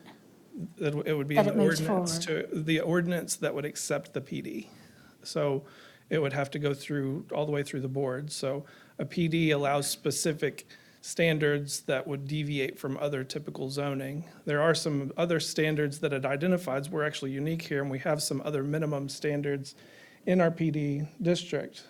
But you can have certain unique components within a PD. That's the purpose of a PD. And I think, Ben, did you say you had something? No, just, Madam Mayor. So just think of PD as like a sandbox, so all the other zones are established. They're, R2, you're 7,000 square feet no matter what, unless you're getting a variance. But in PD, you have a sandbox. You can kind of build what you want. So there is some standards already in the PD that are set. So if you say, I want to zone PD, but I'm just going to change one little thing, all the other standards still apply because there's sets that are already in there. But you can come over a proposal and say, well, I'm going to change everything and make it unique just to that one development. That's what the PD is. So we're negotiating when we're doing the review. So we're just like, okay, yes, smaller lots, we can live with that, but are you giving us a park? What is, how is this going to flow? We're looking at it on a case-by-case basis. And that's how we're doing it right now. So I think the idea of the committee is to try to give a little more guidelines to that process earlier on with the planning commission so that the developer can have an idea that, okay, this idea might not fly, but the other idea would. Because they are customizing the zone on the front end, if that makes sense. Madam So- Mayor? So, and I don't mean this in a disrespectful way. I'm not good at political speak. How is this new committee going to do that when it's not being done right now? I mean, y'all technically have the power to say, no, we want bigger lots. We're not going to do the trade-off. Is this committee, I mean, are they going to have some power that y'all don't have? And some authority y'all don't have? How do we know that this committee isn't going to just keep moving stuff through and recommending it to the planning department and then to y'all and then to us? And I'm trying, and I'm sorry, but I'm struggling to see how this will change it. Sure. So just like Ben's sandbox example, if you have that sandbox example and you say, planning department, I would like to have 6,000 square foot lots. My flexible zoning in this is going to have a pickleball court. It's going to be one of the blocks on the far end. It's going to be 6,000 square feet. It's going to have a pickleball court, 2 benches, and an American flag. No, that's their submission to us as staff. So they say, okay, let's say that's 200 lots. One of those lots is reserved for that small park space. They have demonstrated a PD. What is the PD? You have now a lot size that doesn't fit in the typical zoning standard. It's like 6,000 square feet. You have, in R2, you have a 7,000 square foot minimum. It's 200 lots. If you wanted to do that through variances, you'd have to have 200 variances. So that's why that's why the PD is important, is it allows you to escape the requirement of having to go through 200 variances for one development. It allows you to customize that development to that flexible standard. But once it gets to the committee, the individual lot that they had, maybe the planning commission members say, hey, there's 200 lots here and you're only designating 6,000 square feet for park space. Are we flexing enough to ensure that there's that quality of life? What could we do, developer, what can we do to increase those quality of life standards? Let's work together. Let's sit here at the table and work together and see if we can improve that quality of life standard throughout the subdivision. So it's more of a dialogue, a conversation between the committee and that developer to move forward without saying, if we were to take that straight to the planning commission, they say, no, that's not going to fly, it's denied. Okay, it's denied. Now, if it's been denied, it's a rezone. If you don't make any major changes, then you can't hear it again for another year. So maybe we needed some minor changes, could have saved the project, which we're trying to be on one side of the coin, developer friendly for the developer. The other side of the coin, we're trying to meet the requirements of that quality of life standard that the board's looking for. So let's sit down with them, talk about those quality of life improvements. Say, hey, we would achieve this, but we need some more of that parkland dedication to ensure that there's quality of life standard significant enough for the trade-off, that flexible standard. And this resolution would grant them that ability to make that determination. And that's that criteria that we're looking for. So the subcommittee would stop some of what's going on. Potentially. And I guess that's my, and that's my concern. And I don't, I mean, would it be better to change the code or ordinance we already have than create another layer of government? So we're working on other changes to the code, and we're working on a UDC revision. One of the things that we're looking at throughout this is it's not just something we can change in one line of code and fix the problem. So we're looking at changes to our master street plan, where our master street plan standard street sections is a part of your daily life. So how can we make improvements for quality of life in neighborhoods throughout different areas of the code? Right now, staff is going through the first, the UDC, as Alan discussed, and I think Director Long mentioned. We're going through the full code. The board had asked us to move forward with a UDC revision. So right now, we are on Title IV, and we're going through one title a week, trying to move forward on that UDC revision. But we're also starting a dialogue and a conversation for the master street plan and some other areas where we could improve quality of life, like the drainage criteria manual.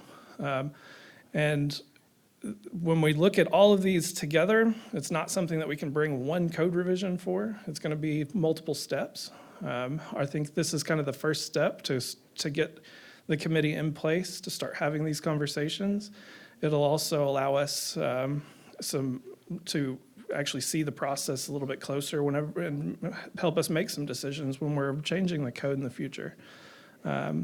We anticipate, hopefully, to have the UDC revision probably It's going to be next summer.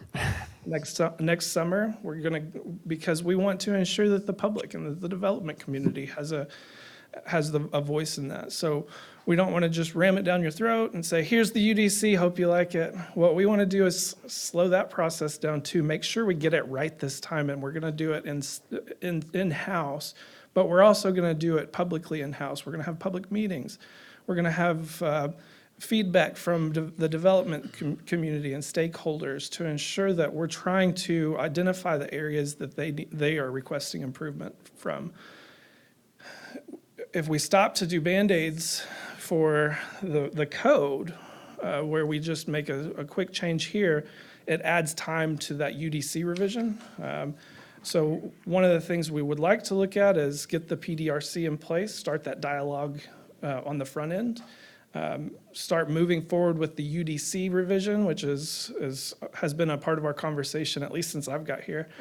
And right now, we are looking at Title IV out of 29. 9 titles. There's 9 titles that we're going through, one per week with staff. And then we'll move it to the next part of our review. If you remember, whenever we went through the annexation, we had some sort of a worksheet that I provided that brings us through step by step. That's the process that the planning and the community development department likes to follow. Is we're going to go through these processes and ensure that we're incorporating the right people throughout the entire process instead of just bringing things forward. With this review committee, it's a little bit different. This is based off of existing code. You're correct. The code already exists, and a lot of this probably could.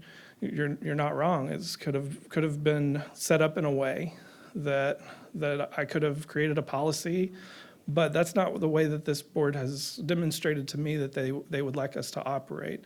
We've had feedback from this board that they want to be a part of that policy type process.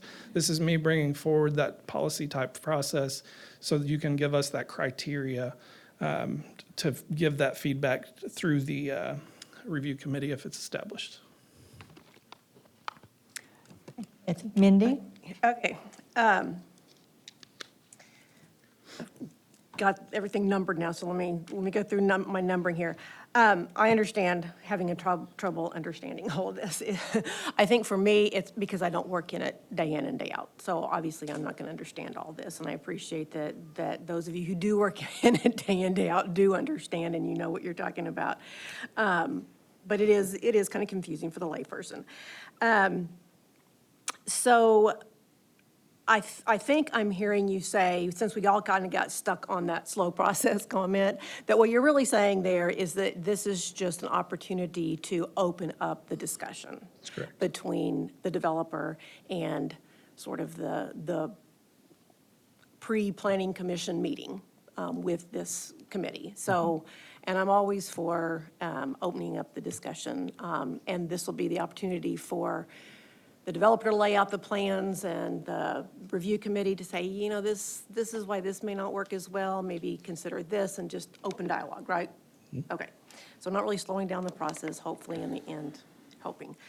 I did appreciate hearing from the 2 planning commission members that were here at the last meeting and spoke. I thought that was very helpful, and I feel like you all were promoting this idea, feeling like it was a good idea to have a committee like this. That's what I heard. But my real questions are, how many units, is there a minimum number of units that's required for a planned development? Do you mean the minimum number of? Like if it's just 3 townhomes, could it be a planned development, or is there a minimum to even be considered a planned development? Typically, if it's going to be, for example, 3 lots or a smaller project, then it would go through the variance process. So if your zone. It's going to be a bigger project, likely. Typically, the PDs are a larger project, either commercial, residential, or mixed use. Okay. So generally speaking, they would probably be your larger developers. Typically speaking, yes. Okay. There can be exceptions to that. Can be exceptions, okay, but more often than not, your larger developers. Yes. Okay. Since this came up with, you know, that all we've really seen the last year and a half is planned development requests, can you, any of you, give an estimate on how many planned development requests as opposed to just your regular neighborhood housing developments we've had over the last couple of years? I would deflect to Ben Rhodes, our senior Andy, planner. who's I'm been- not asking for specific, but I think we've had 3. 3 planned development? 3 or 4. 3 or Okay, 4. and how many just regular housing developments?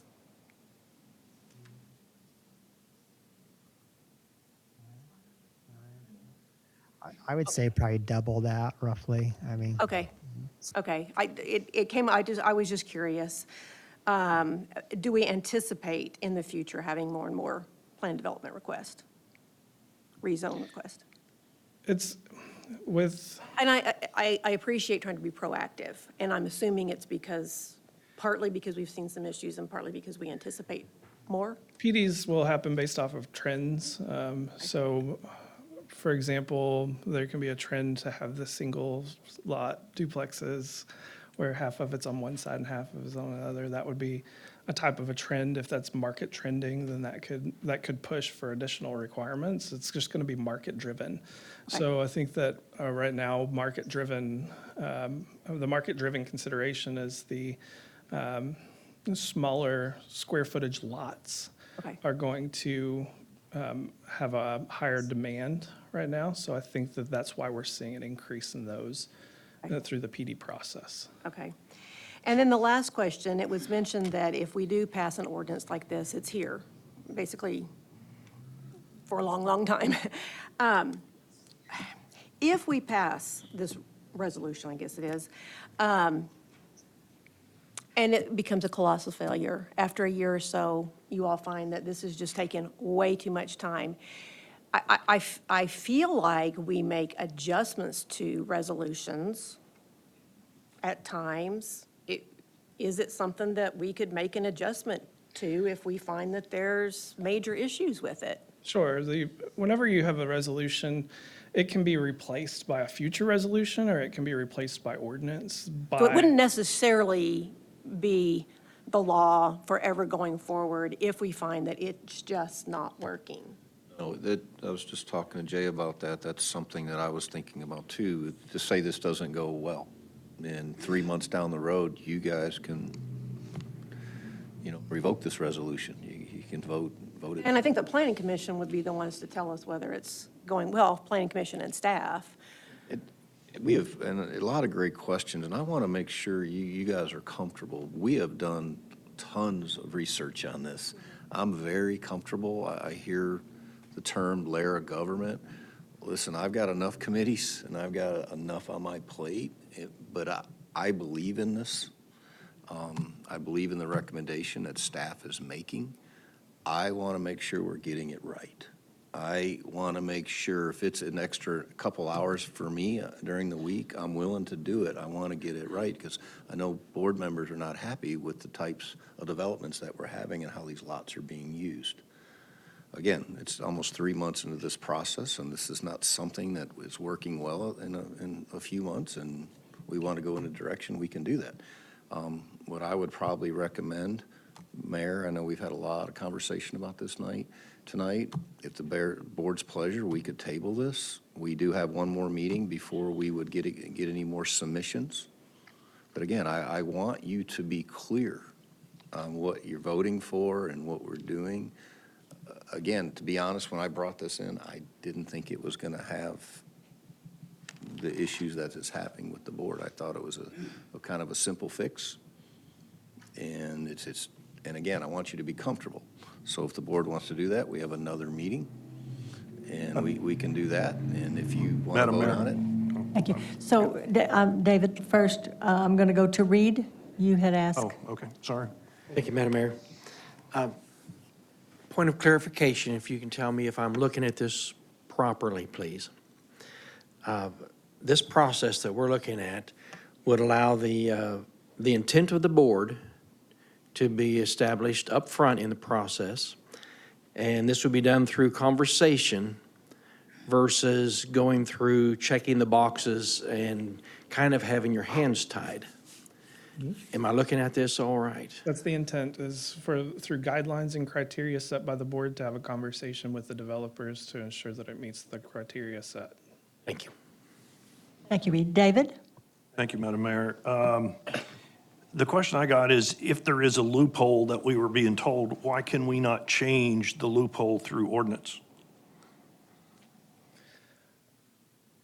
I mean, that's the thing that people ask me on other topics, not relative to this, but if there's something that's people are taking advantage of on something else, why don't we change We are currently looking at, And I know that takes time. we are currently looking at, this committee is not going to be the end-all solution to these, to the issues. And I know each of the board members has different opinions on what the issues are, and I appreciate all of them.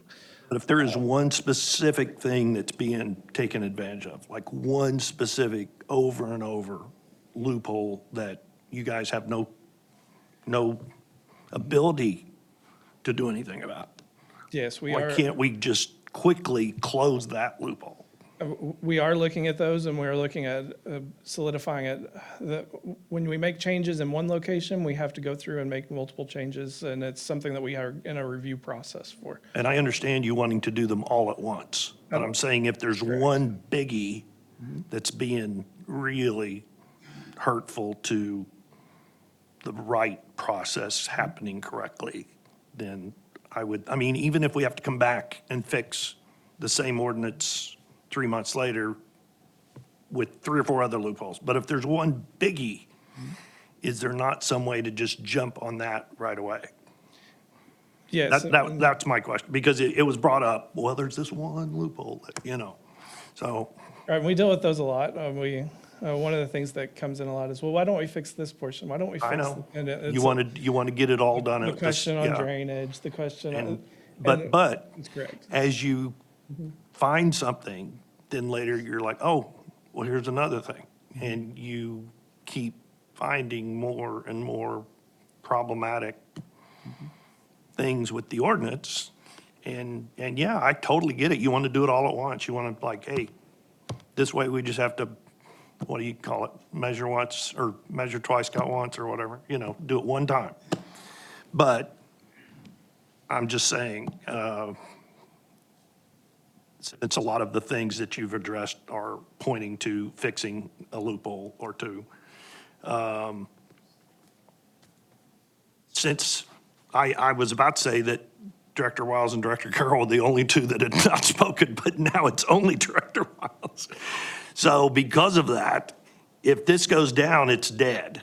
And I was going to suggest, do we want to table this? Because I don't want this to just go away. Madam Mayor. Oh, now he's going to. Well, before Ken, Mark had asked for the floor, so after Mark, then I'll come to you, Ken. I hate to interrupt again. Two things. I would like to very publicly say, I really dislike the smalling down of the lot size. So, there, I've said it. Alan, do you believe that you could meet with each of us by the next week? We will find time. I've met with most board members, and if you want to come by, Chris and I will try, and Kevin and staff will try to make time on our schedule, because this is important, and you guys made some good points, but we have a lot, we're cleaning up a lot, and we still have some ordinances that we're looking at and some loopholes and different things like that, but it's going to take time. Let's go forward 6 months, and we fix a lot of this.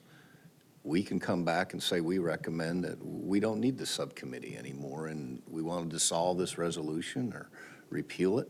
We can do that, but we need I'm trying to find a Band-Aid now. Madam Mayor, I'm sorry, hang Not on. done. Yeah, Mark wants to finish, and then Ken will come next, and then I'll come to you, Mindy. well, we just haven't had public discussion yet, right? We're going to allow Yeah, I was for gonna public. We say, have I not want- had. That's what I want. I want public, before we table, if we do something like that, I want to hear public. Absolutely. Thank you. Okay, thank you. All right, Ken? Since you asked, I agree with Mark. I hate PD, okay? If there was a way we could get rid of it tonight, I would do that, okay? I understand its use and its purpose. I also understand the problems that have come along because of the PD. This is not the solution. This is the best we can do right now until a better solution is found. Because the problems we face, even if we table till the next meeting, are not going to stop. They're not going to go away. In fact, we will have a small flood of people trying to beat this being implemented. That's a possibility, okay? That's something I would prefer to avoid. So if you ask me, do I approve or disapprove of this? I approve of this, not because of what it is, but because of what it allows us to do. This is a Band-Aid, as Alan has said, but a Band-Aid on an open wound is better than an open wound.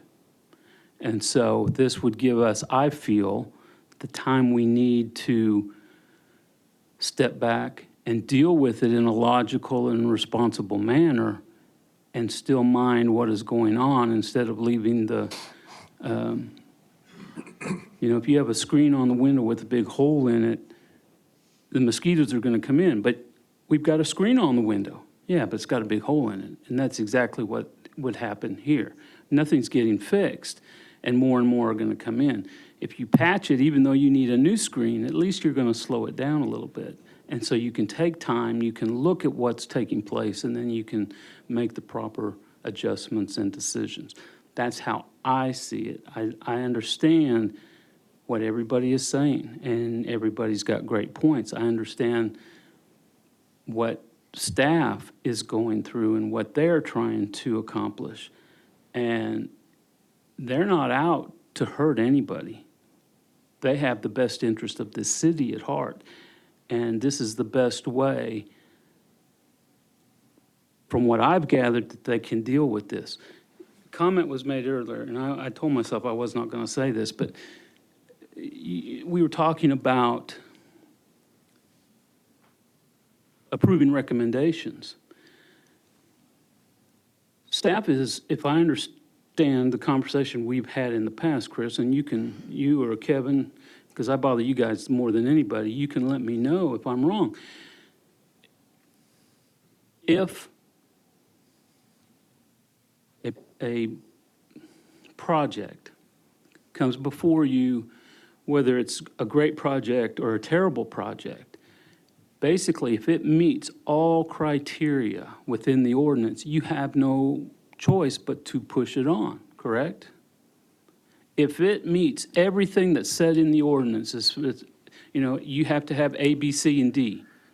And they have A, B, C, and D, even though you think this is a terrible thing.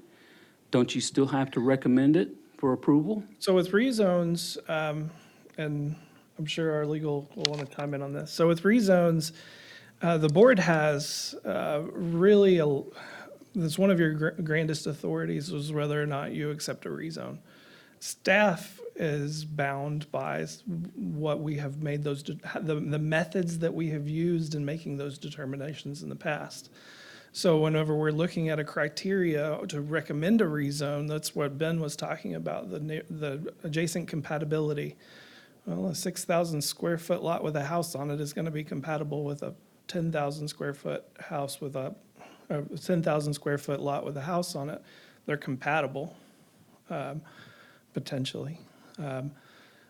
So whenever we start looking at that criteria that we've used to make our recommendations, we can't be capricious or arbitrary in our enforcement of the code. So we have to make our recommendations based off of the methods and manners that we have made those recommendations in the past. Does it meet the comprehensive plan requirement? Yes or no? Is it generally compatible with the adjacent land uses? Yes or no? Is it something that would have an adverse impact on adjacent properties, not based off of our opinion, but some sort of observable fact? So when we're making our recommendations, we're looking at those check boxes. And if it's all checked yes, then our recommendation is typically either to approve, or in some cases you may have heard, since I've been here a couple of times, consider. A recommendation to consider means that staff is not going to make a recommendation on this. It meets all of the requirements, but there may be something that's hung up. I think that we had 2 items, and we even changed our recommendation on the second item based off of the board's opinion on the first item in the past. So it falls upon us then to make the final decision, I Final understand. decision. And honestly, I think sometimes we don't do that as we should. But getting back to this discussion, I hope I've answered questions. In my mind, this is not the best thing, but it's a start, and we have to start somewhere. And I don't see any other way of doing it, because I know you want to take your time, you want to make sure everything is done right. And just as you said, you change something here, it will affect something over here. And you have to make sure that everything is consistent and cohesive. I guess that's all. Thank you, Ken. Madam Mayor, Yes, Lisa. can you tell me the difference between this committee and the tech review committee? The tech review committee is staff. So what we're looking at is the technical review of a project, for example, a large scale, a preliminary plat. And Ben, can you explain what the items that go through the tech review committee are? Sure. Pretty much everything goes to planning commission, with a few exceptions, goes to the technical review committee. But it's a committee made up of the city staff. That's not just planning, but fire, sanitation, engineering, of course, all the water, wastewater, that type of thing. And they're looking at the technical specs of the plans and making sure that meets their various codes. What planning is looking at is the zoning. We're not looking at the size of the sewer pipe. That's going to be looked at by someone from water, wastewater. So each person has their own expertise. They're providing comments back to the developer. And then there's several back and forth. It goes about 2 times where the comments are sent, and they send another version, and then we look at that, provide more comments until finally we have a finished product. Usually takes about 30 days. And then if there's still lingering issues, those become conditions. We have all those conditions on the approvals. Those are the ones that we didn't quite get there, didn't quite cross the finish line, but we still want to recommend approval, but they have to meet certain conditions. We will put that on there, and that's supposed to address all the issues. So. Thank you, Ben. Yes, Ken. May we have a recess? Yes, sir. We will take a 5-minute recess, reconvene at, almost 8:30? 8:35. If I can have everyone's attention, please, we're going to come back to order.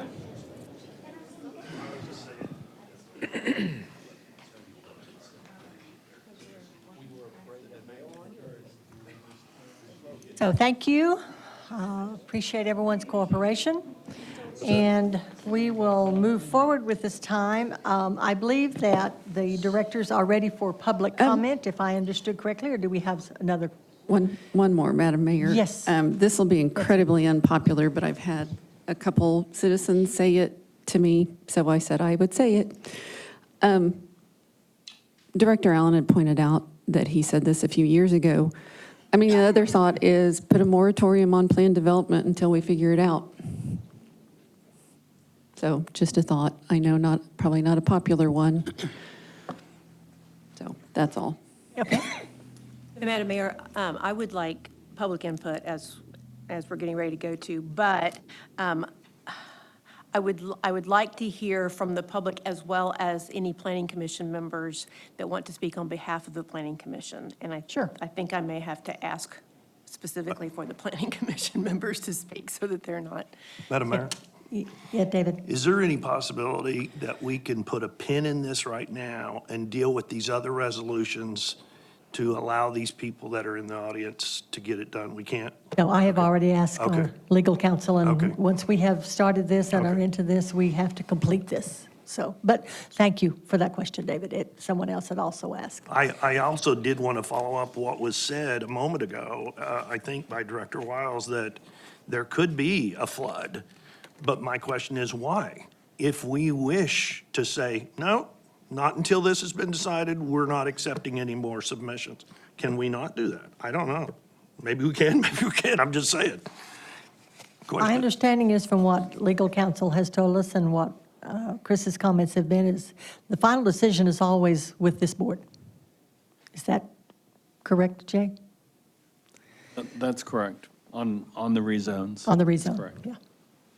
And I think that's what you're asking, David, is that right? Well, On the I thought the rezones? same thing when Ken said there may be just a flood, because if we table this again, there may just be all of a sudden, oh, I'm gonna do this, and all of a sudden we got 6 or 7 cramming stuff in, and, because I thought the same thing that Ken brought up. But, yeah, I just thought, do we have to? I don't know. So, I understand. Thank you. Thank you. So is there anyone in the audience that would like to make a comment on this Resolution 32-24? Ken? And Santa Claus. Kevin Williams, 2604 Courtney Circle, also a member of the Planning Commission. I feel a little bit like there's been a little bit of a hang-up on another layer of government. The way I see this working, correct me if I'm wrong, is these applications come in, they do their quick review. This allows the Planning Commission to be involved earlier in the process. So we're more like part of the staff review as the committee, whoever that committee is, so that we're able to ask those questions early on before staff even goes, we recommend this, or we don't recommend this, or we recommend it with these conditions. We're able to get involved earlier and go, if you want this to get through the Planning Commission, we would really recommend you doing these things. And they can talk back and forth, we can discuss, come to some agreements, as opposed to staff doing their review, it then going to the Planning Commission says, we want to table this for the next meeting, 30 more days. They're going to have to wait.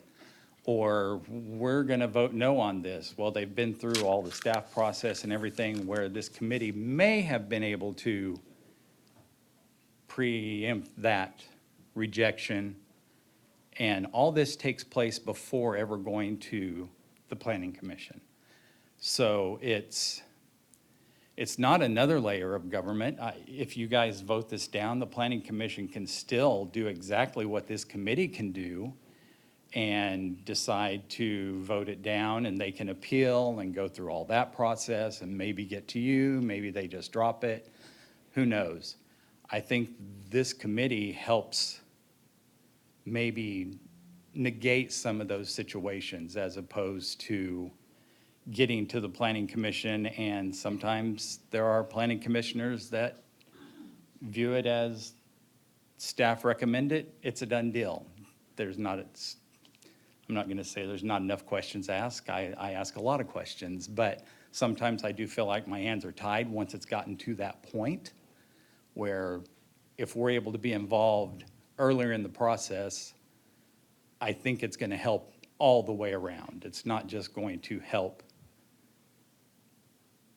with the plan development side of things. And some of the things with zone or lot sizes, stuff like that, do those not come in more at the significant development side of things than they do the rezoning? I shouldn't keep turning off my mic. I don't know why I do now. I need to ask questions, answer questions. But so just the rezoning stage is what sets the music for what gets built later on. So you would want to look at that at the front end with the zoning. But they could make changes to those plans. Could they make changes to those plans after it's rezoned? Well, typically with a plan development, they provide a concept plan. We'll see one later on tonight, actually. And so those concept plans pretty much match what the future development, significant development will be. So there is some wiggle room, of course. It's never like set in stone, but it really does give the idea. Let me put it this way: there shouldn't be surprises once the development actually happens. Once you zone it PD, there's pretty much that's what it's going to be. You're going to know, it's very predictable what the development will look like at the zoning stage. Okay. So I don't think it slows the process down at all because we are now part of that pre-review as opposed to wait until it gets to the planning committee. Now it's the same time period you guys would normally use in the review process, right? We are just one of those meetings. That's correct. It would, Madam Mayor, Yes, Chris. that is correct. It would add an additional review, but it would be still in that same time. In that same time frame. So then it's still going to be at the planning commission meeting in the same time frame it normally would. Okay? Thank you, Ken. Is there anyone else? Katie Renard, 702 East Delaware, Siloam Springs, Arkansas, also on the Planning Commission. I just wanted to say that I don't think our efforts here are to talk about these things that are part of the weeds, the lots, the size of a lot as an example. That's not the thing. What we're saying is planned development means there's more flexibility that isn't found in R1, R2, R3, commercial, industrial, et cetera. So once we're giving that permit to rezone to planned development, they have flexibility, and I think that's what Ben was trying to say. So we're trying to say within their ability to have the flexibility, maybe a little more early oversight would help us do a better job as the Planning Commission. I saw this as something that would make me study harder, not something that would add a layer to government or delay a process, because growth is coming to us and we want to be ready. And just like you said all those years ago, we want to be ready for the right kind of growth. And I don't see it as getting in your way or trying to do your job or any of that. And if we can start a committee, I guess we also, as Planning Commission, can stop it when it's not working. It may not work. So if these guidelines don't work for us, we don't have to continue to do it. I don't want it to feel like it's on the books for 25 years, because I won't still be around. I'll be having to phone in. Thank you. Thank you, Katie. Is there anyone else? Yes. Madam Mayor, City Board, I thought it only appropriate, since the picture showed me doing public. What's your name? Arthur Holbert, 20705 Highway 16. Thank you. President of the Chamber of Commerce. Thought it only appropriate, since you had my picture on there for public comment, that I should probably make a public comment. I've said this many times. I have the complete utmost respect for our mayor, city board, administrator, city staff, and the time and energy you put into this. I mean, everyone's heart's right? So if anyone comes to the Chamber of Commerce, what I do hear from developers is, hey, time is money. When things slow us down, it costs us money, and for consistency. So I know that the heart and the spirit of it, maybe to add some extra clarity, I would say we've had over a 2-hour meeting on this already. And while our time frame may remain the same in planning, we have added an extra meeting for our developers. So time is money. And I think it really comes down to y'all's opinions, right? If you honestly think that this will expedite the process for developers, you should vote yes. If you honestly think that this will slow down the process for developers, you should vote no. It's pretty clear.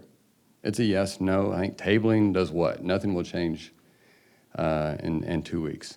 If you think it speeds it up, you vote yes. If you think it slows it down, you vote no. So with that, utmost respect for the city staff putting this together. And that's what they've presented. They want you to give a yes or a no.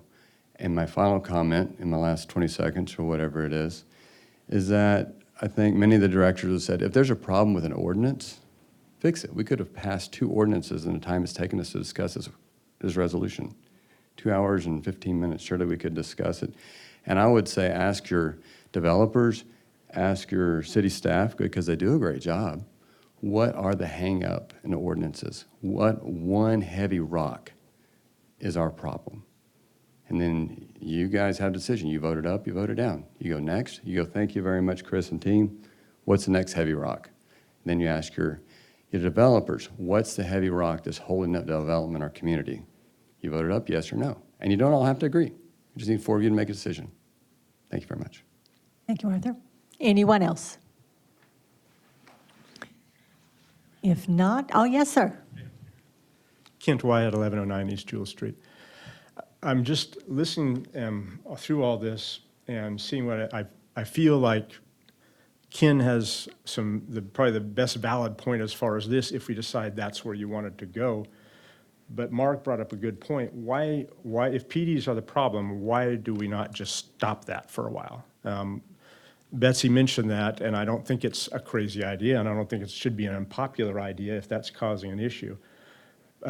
If there's something in planned developments that has to be there or something like that, then maybe this is the best thing for that short term.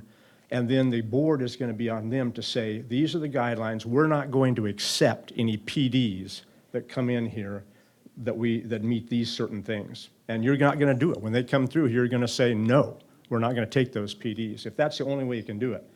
But if there's not anything that has to be in PDs, I think PDs have the most potential of anything in the development world to change the fabric of this community. When you bring in different ways of doing housing and different ways of lifestyle and different things like that, you begin to change a community. All those things affect families, and all those things affect kids and the way they're growing up in a world and all that. And you know that's the strongest thing I always have when I come up here and talk. That's the first thing in my mind. And that's the thing that I think is the most important. I think that's the thing that you need to consider highest. I always think it is. And so when you talk about this and you start talking about PDs, if they're causing a problem, you've got two choices. One is just to stop them right now. And I think that's probably a good choice if there's nothing that has to be. If there's some little thing in there that these people have to have the PDs for hardships and things like that, then probably Ken's way is the best way. And just the board is going to have to be courageous enough of when we're going to say this to this new committee, this is the way we're going to do it, and we're not going to accept anything else in this community. And when it comes up that somebody tries to bring forth something that gets pushed all the way through and rubber stamped because you have to check the boxes and all those things. And I think get courageous about that too. Don't feel like you have to. Be in with this community and understanding what they want. But when it comes up, that board is going to say, no, we're not going to do it. This is what we said to this committee. Not pointing at you because you're the representative. But this is what we said to this community, or to this committee, and this is what we mean. And when it comes up, no. Simple as that. Thank you.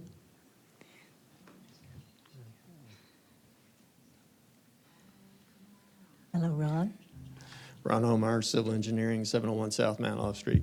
Just have a couple of concerns. One is the actual timeline details, because this is not supposed to add any more time to the review process and approve. But yet, we apply the first of the month. Planning Commission meets the second Tuesday of the month, once a month. So if we apply, is this going to Planning Commission within 2 weeks of the actual application? And then if it gets tabled, then you've automatically added a month.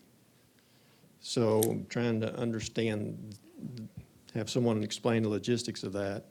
Second thing I have a pause over is now we're going to start requiring proof of hardship and consider it a variance when you ask to do something that's not complying with the PD zone's minimum standards.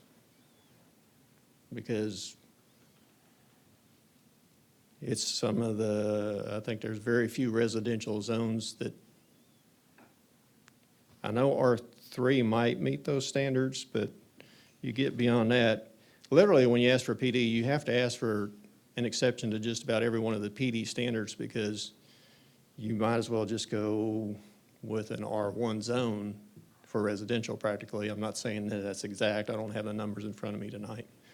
But I think, but if you do pass this resolution, that hardship requirement is going to effectively nullify anybody wanting to use a PD. I've got two projects on this agenda that were a PD. Neither one of those projects, the developer, would that have been their preference to do a PD. They would have preferred to do just a standard zone. One, the single-family attached duplexes, there was no zone in place to allow that. So we had no choice but to request a PD. The other, townhomes, R4 was not recommended, or staff did not indicate that they could support an R4 zoning request. So the only other option then that they could kind of buy into was a PD. So sometimes it's a lack of code, sometimes it's a lack of staff support that you're seeing a lot of PDs. So, thank you. Thank you. Ron, would you mention, you were drug in earlier about the plan that we made years ago. Would you address that just? When you were the city engineer. Well, that was a long time ago, and we have long moved on from that plan. It doesn't look anything at all like the current long-range plan.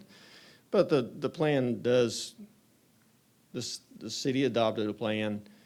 It has, I'm assuming, percentages of towns that should be certain types of uses, certain densities and things of that nature. And so as long as you comply, stay and conform to that plan, when all of the small lots have been filled out and somebody comes into a zoning area or long-range plan area that calls for larger lots and requests a PD for smaller lots in that area, then you have every right to deny it because it's not complying with your plan. So at some point, you're going to fill up all the small lot areas, and then there's going to be nothing left but the bigger lots for developers to work with. So I think that's the point you wanted me to make. Anyone else? If not, directors? Madam Mayor? Mindy? I just have one thing to say. My vote either for or against this will not be about the timing, whether it takes more time or less time. I think there's a lot more to it than the time issue. At least that's my opinion based on what I've been hearing. So, thank you. Thank you. Yes. David, did you? I did, and now I don't know where I wrote my note. I know. Kevin Williams, how long have you sat on the Planning and Zoning? I still call it Planning Commission. 3 years. Katie, how long? I tend to sit back and say, I was greatly influenced by the two of you at the last meeting, even though I made the motion table. I was appreciative of your comments. And again, tonight, I'm appreciative of your comments. And I know, I've never done it, but I know from experience of hearing past planning commission members, there's a lot of training that you have to go through to get up to snuff of, there's a lot of study, there's big books you gotta abide by. I almost prefer to abide by you guys are like professional board members for the planning as we are board members for the city. So I almost want to say, even though I believe there's pluses and minuses, that I wish to defer to the professionals who really know how this would help, because you guys do it. You guys are there. You're knowing if this will help or throw a monkey wrench. And Katie, as you said, if it throws a monkey wrench down the road, you can say, well, this ain't working. Let's think of something else. Or until we get the ordinances fixed. So, yeah. I appreciate both your comments and the service that you do for the citizens and for the city. And then I was going to comment that it never fails to hear a good, simple analogy from Director Ken Wiles, a mosquito getting through a screen door net that simplifies it. And I appreciate it because my feelings on this kind of just flipped to 180 when you did that. And that was like the second thing you said, Ken, but each one was a good analogy of this is better. Well, the other one was the wound. You're not going to just not put a Band-Aid on your arm or something. So at least you're fixing a problem, even if it's just temporarily. So the mosquito getting through the net, hearing Ben talking about the sandbox, the cat's always ruined my sandbox. So I think you guys giving good analogies of this helps me to get it. It simplifies it, dumbs it down if you want to say, but I appreciated it. And I appreciate the planning and zoning given, well, not just this meeting, but at the last meeting. So thank you. Thank you, David. So, directors, I would just ask, because we have had a pretty lengthy discussion, Unless one of you has a point that we have not already discussed or that you have not brought forward, I would ask if we could have a motion to approve Resolution 32-24. So moved. Second. We have a motion and a second to approve. Roll call.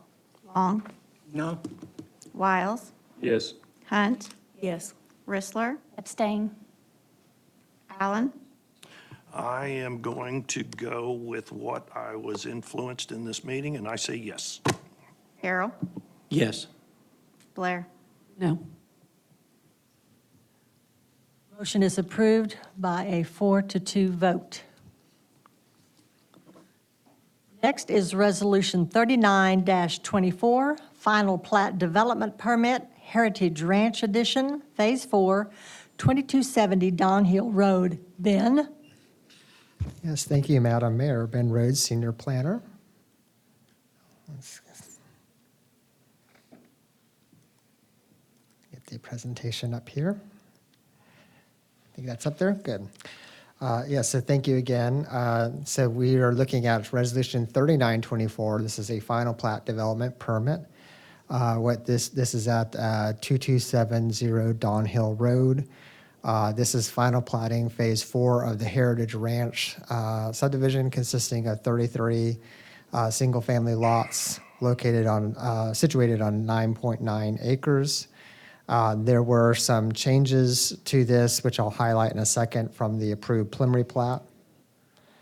So here you see the preliminary plat, and there you might note there's a little red box. It's kind of maybe hard to see on the overheads, but the lots there are the I can just probably circle it here in that area.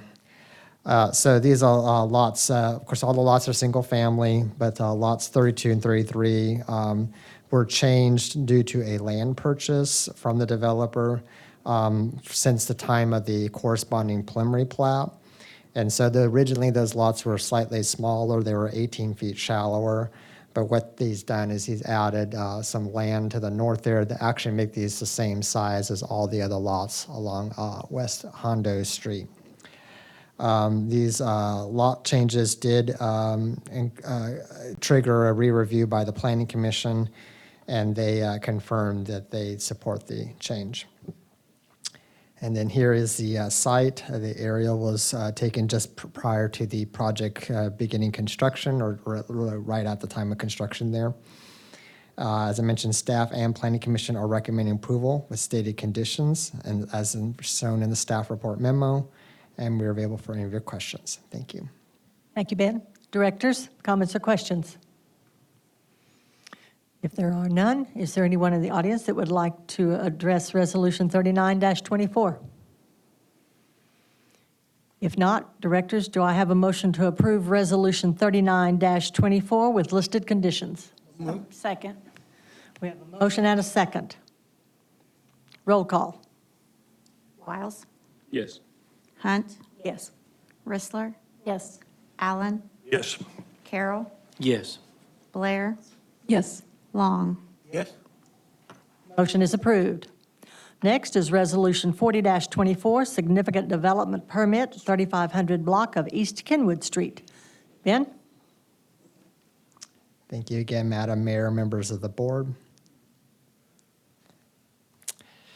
So we are looking at a significant development permit. I think this was alluded to just a bit ago when we were discussing the previous resolution on the subcommittee. But this is at the 3500 block of Kenwood Street. Approval for 102 unit multifamily townhome development. This is within lots of the recently approved Spring Hills addition. And here you see the layout. I would like to point out that north is to the left, not going up. So this is Kenwood Street on this side, on the right side.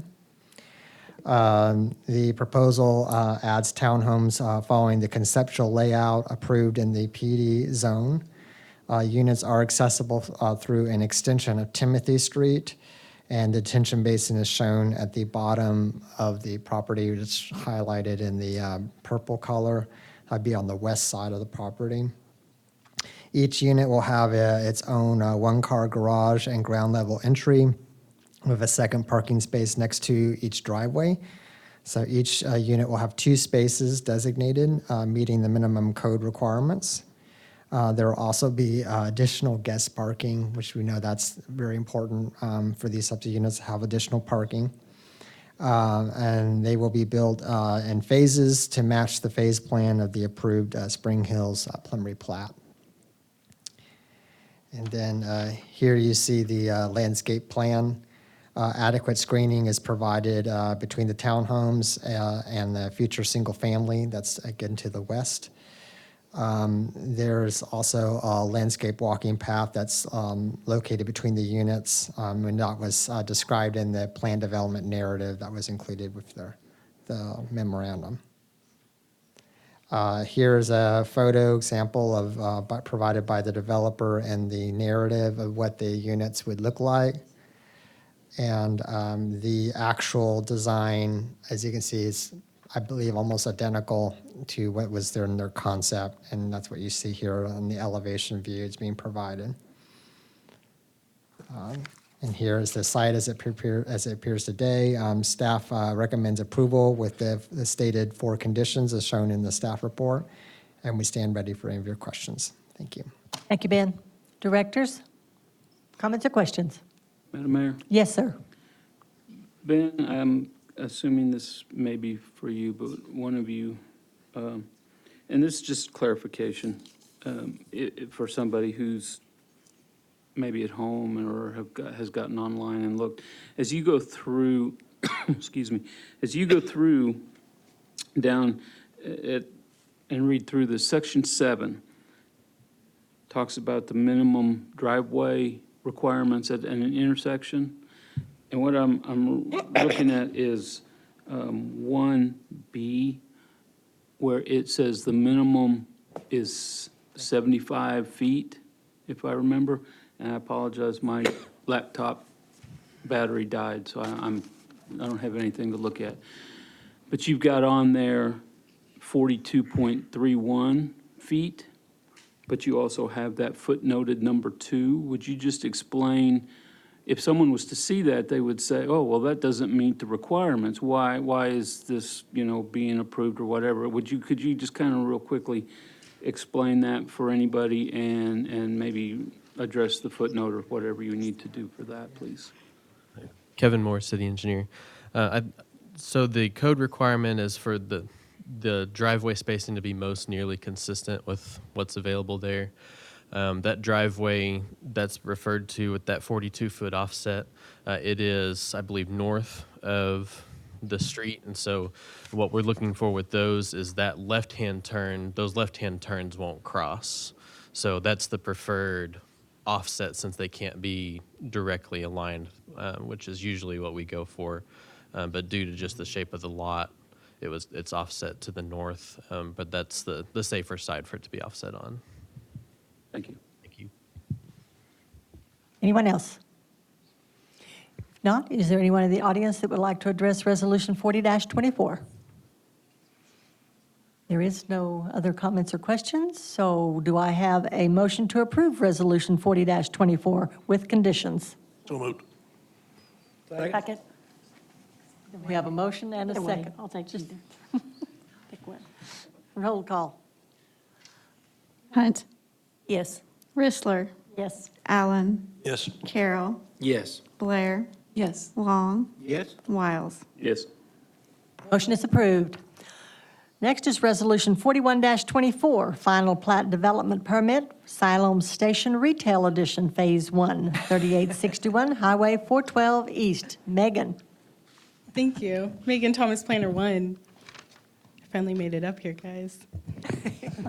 Okay. This is a final plat request for property located at 3861 Highway 412 East. The applicant is requesting a final plat Phase 1 of the Siloam Station addition consisting of 4 commercial lots situated on 6.4 acres. The preliminary plat for this request was approved earlier this year. I don't know if y'all remember that, but This is the proposed final plat of the addition. The applicant has made changes to the proposed lot areas since the previous preliminary plat approval.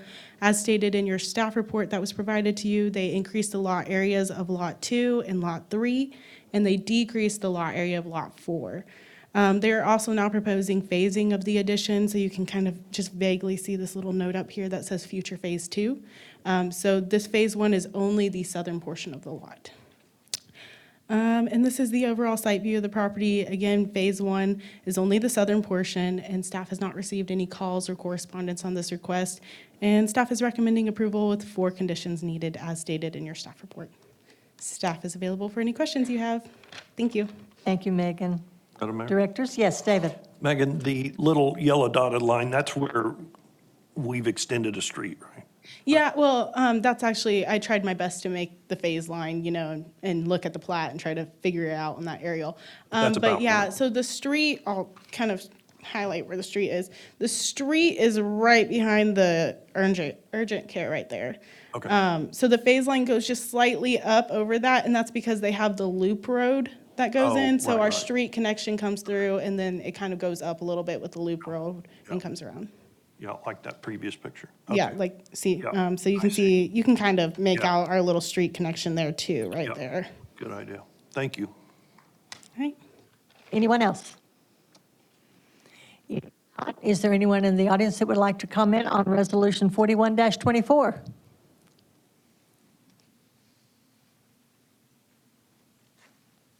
Good evening. Good evening, Madam Mayor and members of the board. My name is Steve Harriman. I'm here as a representative of RW Development, Everly Development Company, who is developing Siloam Station retail. We have been working on the project, this Phase 1, with the staff for a few months. We've made several modifications at their request. I think we've got it now where it's, everything looks proper and it's right and it will work well for this first phase. I simply ask that you approve our final plat this evening so that we can move forward and sell our lots here in the near future to users. Thank you, Steve. Direct comments or questions for Steve? Looks like not. Thank you, sir. Thank you very much. So with that, do I have a motion to approve Resolution 41-24 with conditions? So moved. We have a motion and a second to approve. Roll call. Chrysler. Allen. Yes. Carroll. Yes. Blair. Yes. Long. Yes? Wiles. Yes. Hunt.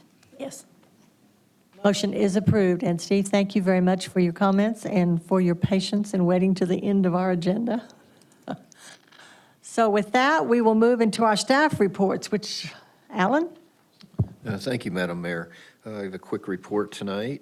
I have no expenditures to report. Just want to let all the board members know that the balers have arrived this morning. We're excited.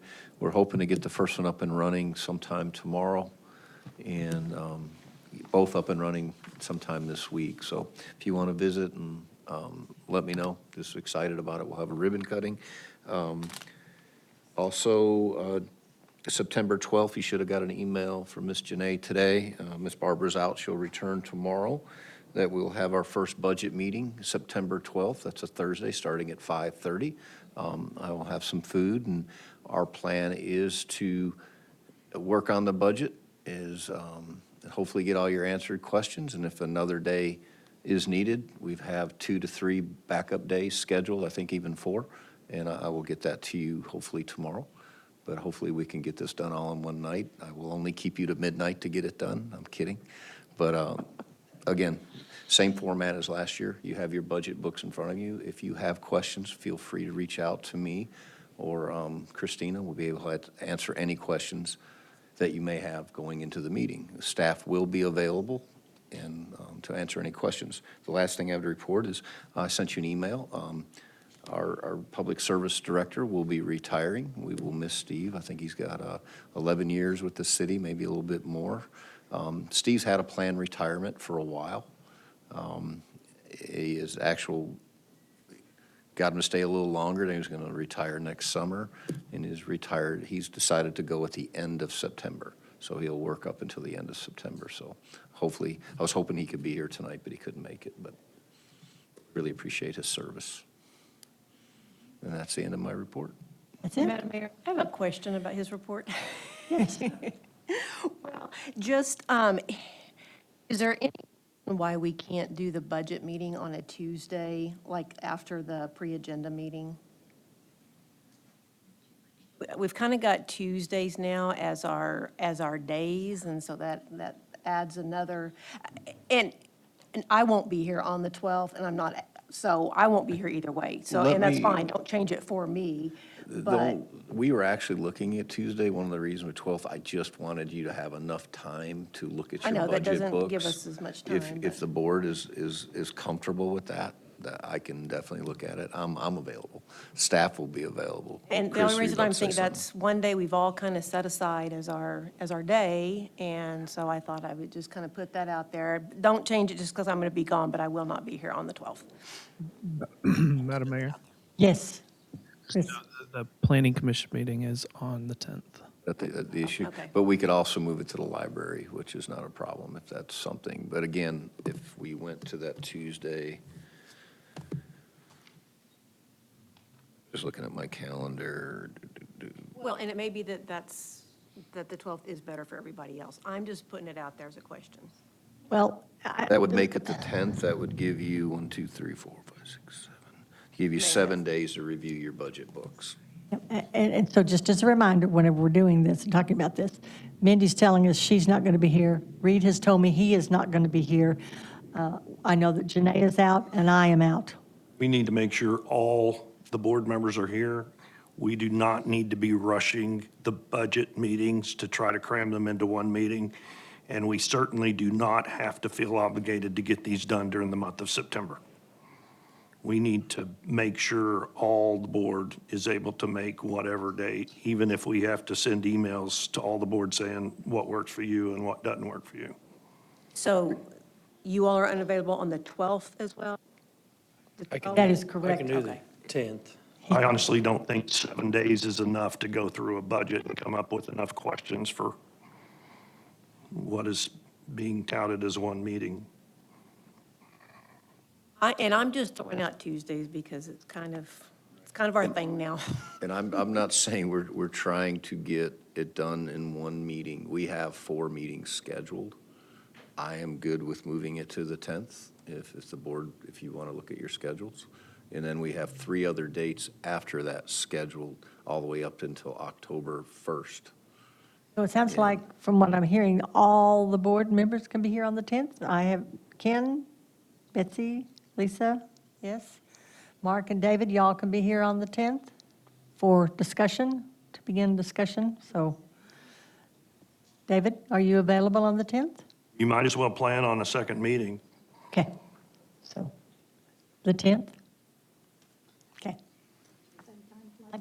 Library, we'll, apparently, if we're going to do it on the 10th, it will have to be at the library since we have planning and zoning that starts at what, 5:30?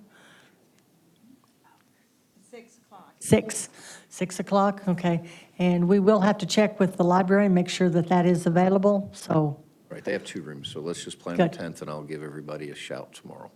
On an email.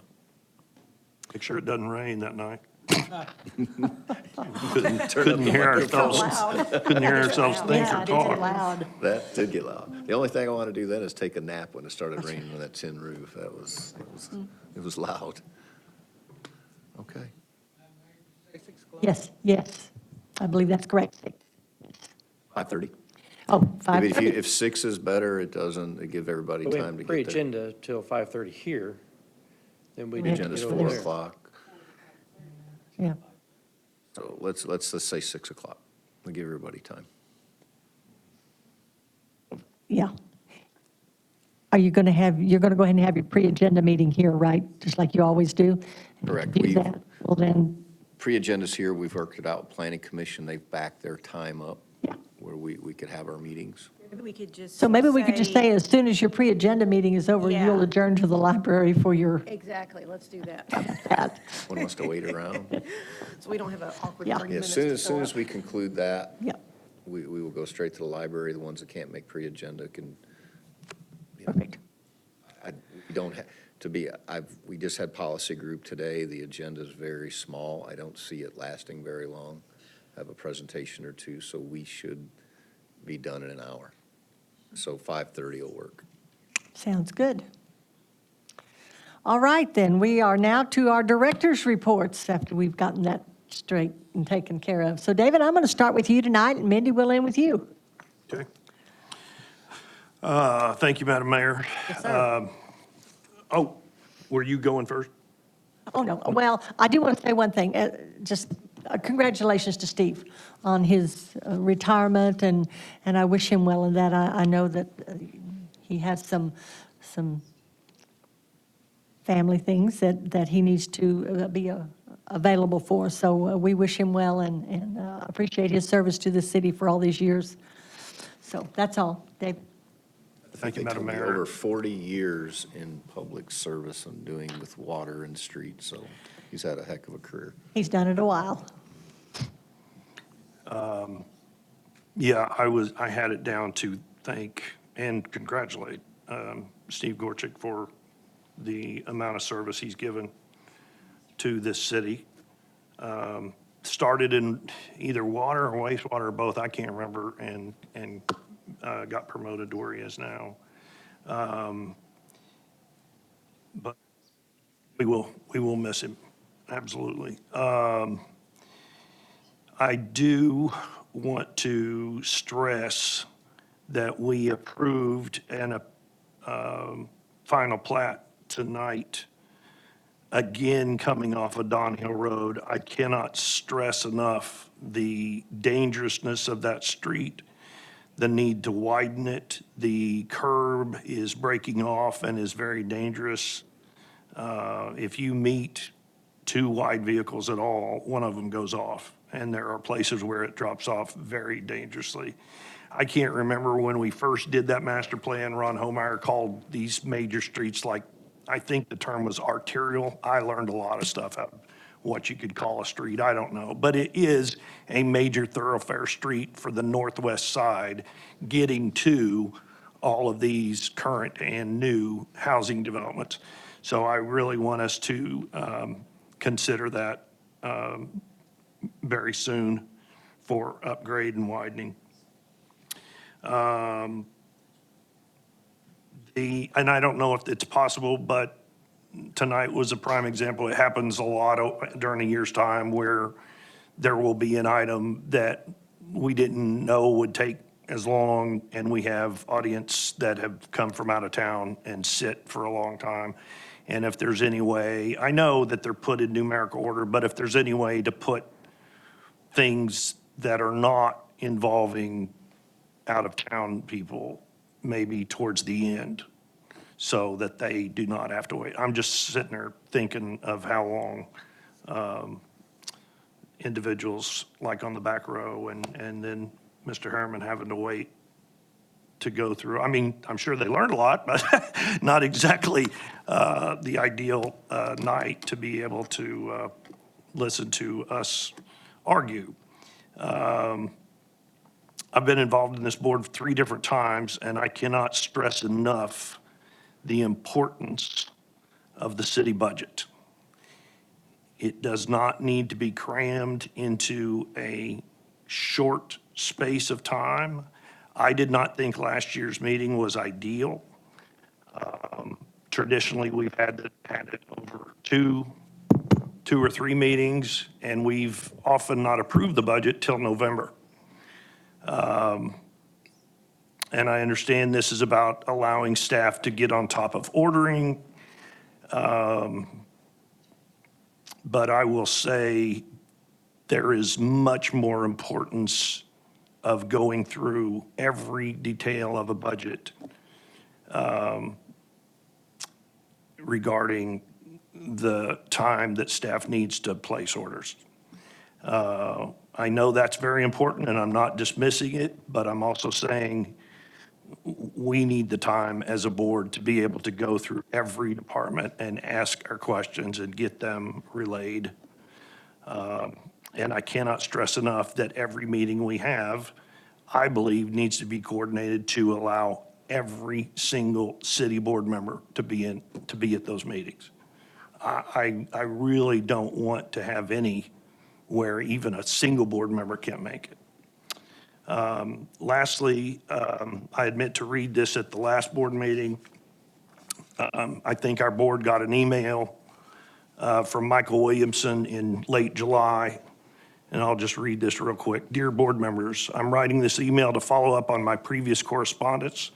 Today was my 8th and final court hearing. The prosecutor went through Siloam Springs Youth Baseball's financial records with a fine-tooth comb over the last 2.5 years and came to the conclusion that nothing criminal happened. My charge of felony theft was dismissed today. I just wanted this decision to be known by the city board to alleviate any concerns about what really happened. I thank the city for allowing us to run Siloam Springs Youth Baseball for over 30 years. I personally couldn't run it anymore, so I'm glad the Boys and Girls Club is at least trying their best to provide baseball for the kids. Thanks for listening to me and answering back last year when I emailed. And I only bring this up because this was a very serious issue brought to us, and I was very appreciative that Boys and Girls Club was able to help. But how it was handled, in fact, our previous top management basically made this guy's life under a microscope by involving police officers. It really shattered his reputation. And the fact that after 2.5 years there was nothing, I thought the public needs to know. He's happy to be getting his life back. So I don't know Mr. Williamson personally, but I know from our meetings several years ago that this was a very serious controversy. And I just wanted to clear that up and make it public.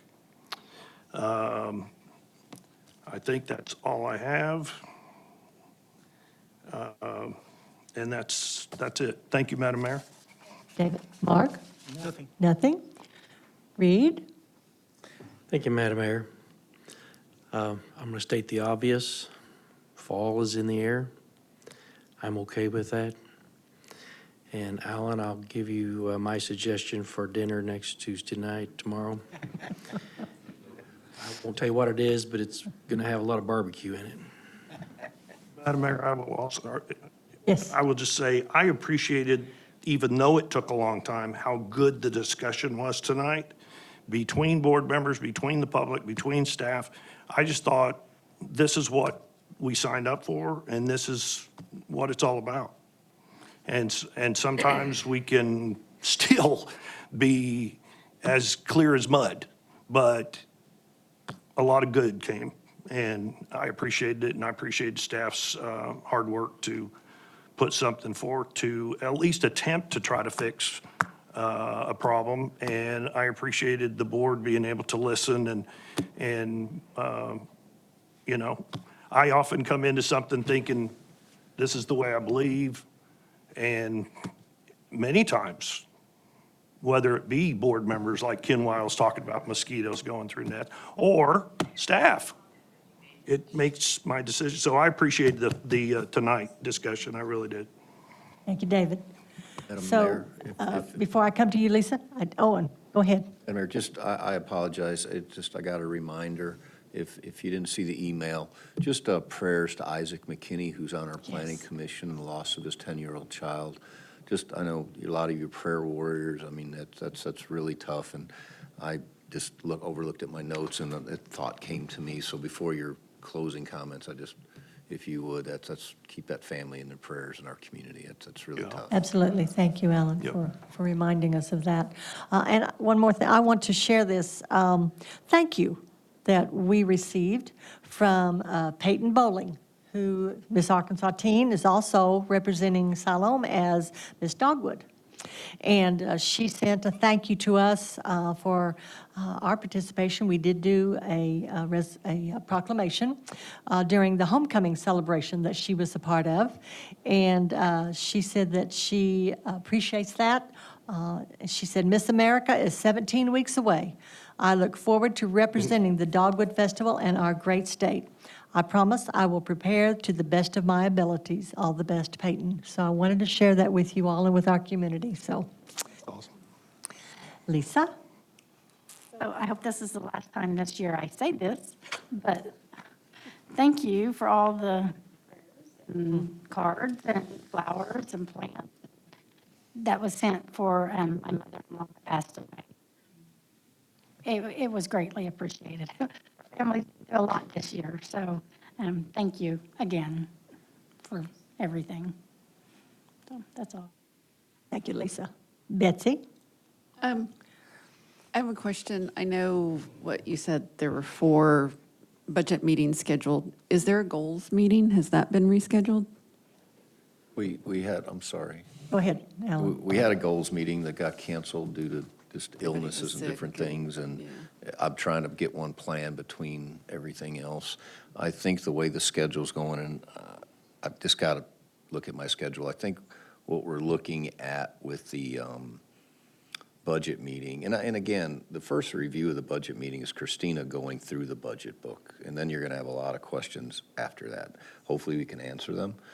I think the next meeting after that, we're going to do like an hour and a half before the next council meeting. So you're going to have at least 4 opportunities, and if we need 5th, we'll give you 5. I mean, we're not going to approve the budget until you are satisfied. I mean, that's just it is. It's just, again, you make some good points. We're not trying to rush, but we really worked hard to get, I think it's a very good budget, and we'll be able to answer the question. So again, we will set that goals meeting again. It's just trying to get everybody together has not been easy with everything going on. Okay. And yeah, I'm with Mindy. I would prefer, if we're doing Tuesdays, yeah, yeah. That's all I have. Thank you, Betsy. Ken? I think as a board member, we like to talk about staff and point out the good things. Sometimes we have to point out the bad things, but good things. The water issue, was it Thursday I called you? I walked out of my house Thursday morning, and right in front of my house, I had 3 geysers going off in the street. I mean, in the street. It was just bubbling up. So that really big leak that he was talking about, that's my house. But after calling, they got right out there, and they couldn't really do anything on Thursday. They came back Friday and spent all day working on that. And I had to go do this and that, so I was in and out. I came home at one point. There was a hole in my neighbor's yard across the street, and all I could see was the top of somebody's head.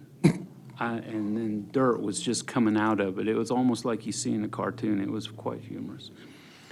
And the 2 gentlemen that were there turned into 3, turned into 6, turned into I don't know how many by the end of the day.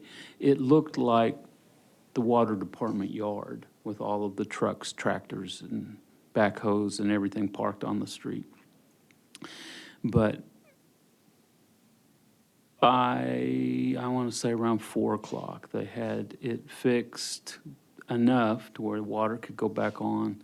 And they're not done by any means, but they were great. They were trying to tell everybody involved, you know, this is when the water's going off and this is when it's coming back on. And just their whole demeanor. And I'd go out. I mean, I just find that stuff interesting. So I'm sitting there watching them dig holes. I guess I didn't have enough Tonka toys when I was growing up, but most of them didn't know who in the world I was and probably wished I wouldn't stand over their shoulder watching them. But it was quite interesting and quite fun. And I just say we appreciate everybody. And it's nice that at different times we get to pick out different departments and highlight them and brag on them and tell them how much they're appreciated. And they are. And what they did the night before they had work, well, actually, they finished at 1:30 in the morning, Thursday morning, and then right back at it again. So the dedication is obvious, and they take pride in what they're doing, and it's appreciated. We've got some good people. That's all I have. Thank you, Ken. And I think it's worth noting about our water department, which is not an easy job by any means. And they No. rarely get the That's right. We rarely get to say thank you, but that department is supposed to have like 10 men on a crew. They got down to 3 at one time. They've, I think, pretty much almost filled all those positions now, if I'm correct, Alan, is that right? That was it. That was at one time, Mayor, that you've heard it in our meetings, was one of the lowest paid groups and probably one of the hardest working in the city. Yes. So we've tried to make some changes to make it a little more desirable, which we have some work still to do. Sure. But they're not full, but they're getting closer. We also had the electric out last night on the Oh, north yeah. side of town. A raccoon got somewhere. Yes, we I had didn't a lose power. raccoon. Mindy, did you lose power? I was lucky, but I did hear about it and see about it. I And don't everybody think was we saying, did. hey, it came back on fairly quick. Yeah, And Steve was 45 talking minutes. about that today and about, It's 34 minutes. yeah. Really, 34 minutes, wow. His joke Nobody was- else can have that And kind of. the bragging raccoon did rights. not Not do survive. that in again. case- Well, I didn't figure the raccoon did. Usually it's a squirrel, yeah. But I didn't know if you had had. No, Yeah. but you beat me to it because I was going to thank Well, the I electric didn't know. department too, that they outsmarted the raccoon last night. And lots of people were very thankful for that. And I have also been the benefit of the water department's work when Thanksgiving last year, pipes burst just south of my house. And I think the water pressure in much of the town went down. It's because all the water was in the south side of my yard. But they got it fixed the day before Thanksgiving, and it was all good. But remember, across the street, you had that big one too, that was crossed with all the ground. It came. Yes. I mean, that was a few years ago, Yeah. but they jumped on that too. They Yeah. sure did. So, yes, we have great staff. My condolences to the McKinney family. Just No words. But I think that's all I have. I've said enough tonight, so I will move that we adjourn. Do I have a second? Second. We have a motion and a second to adjourn. Adjourn. All those in favor say aye. We are adjourned.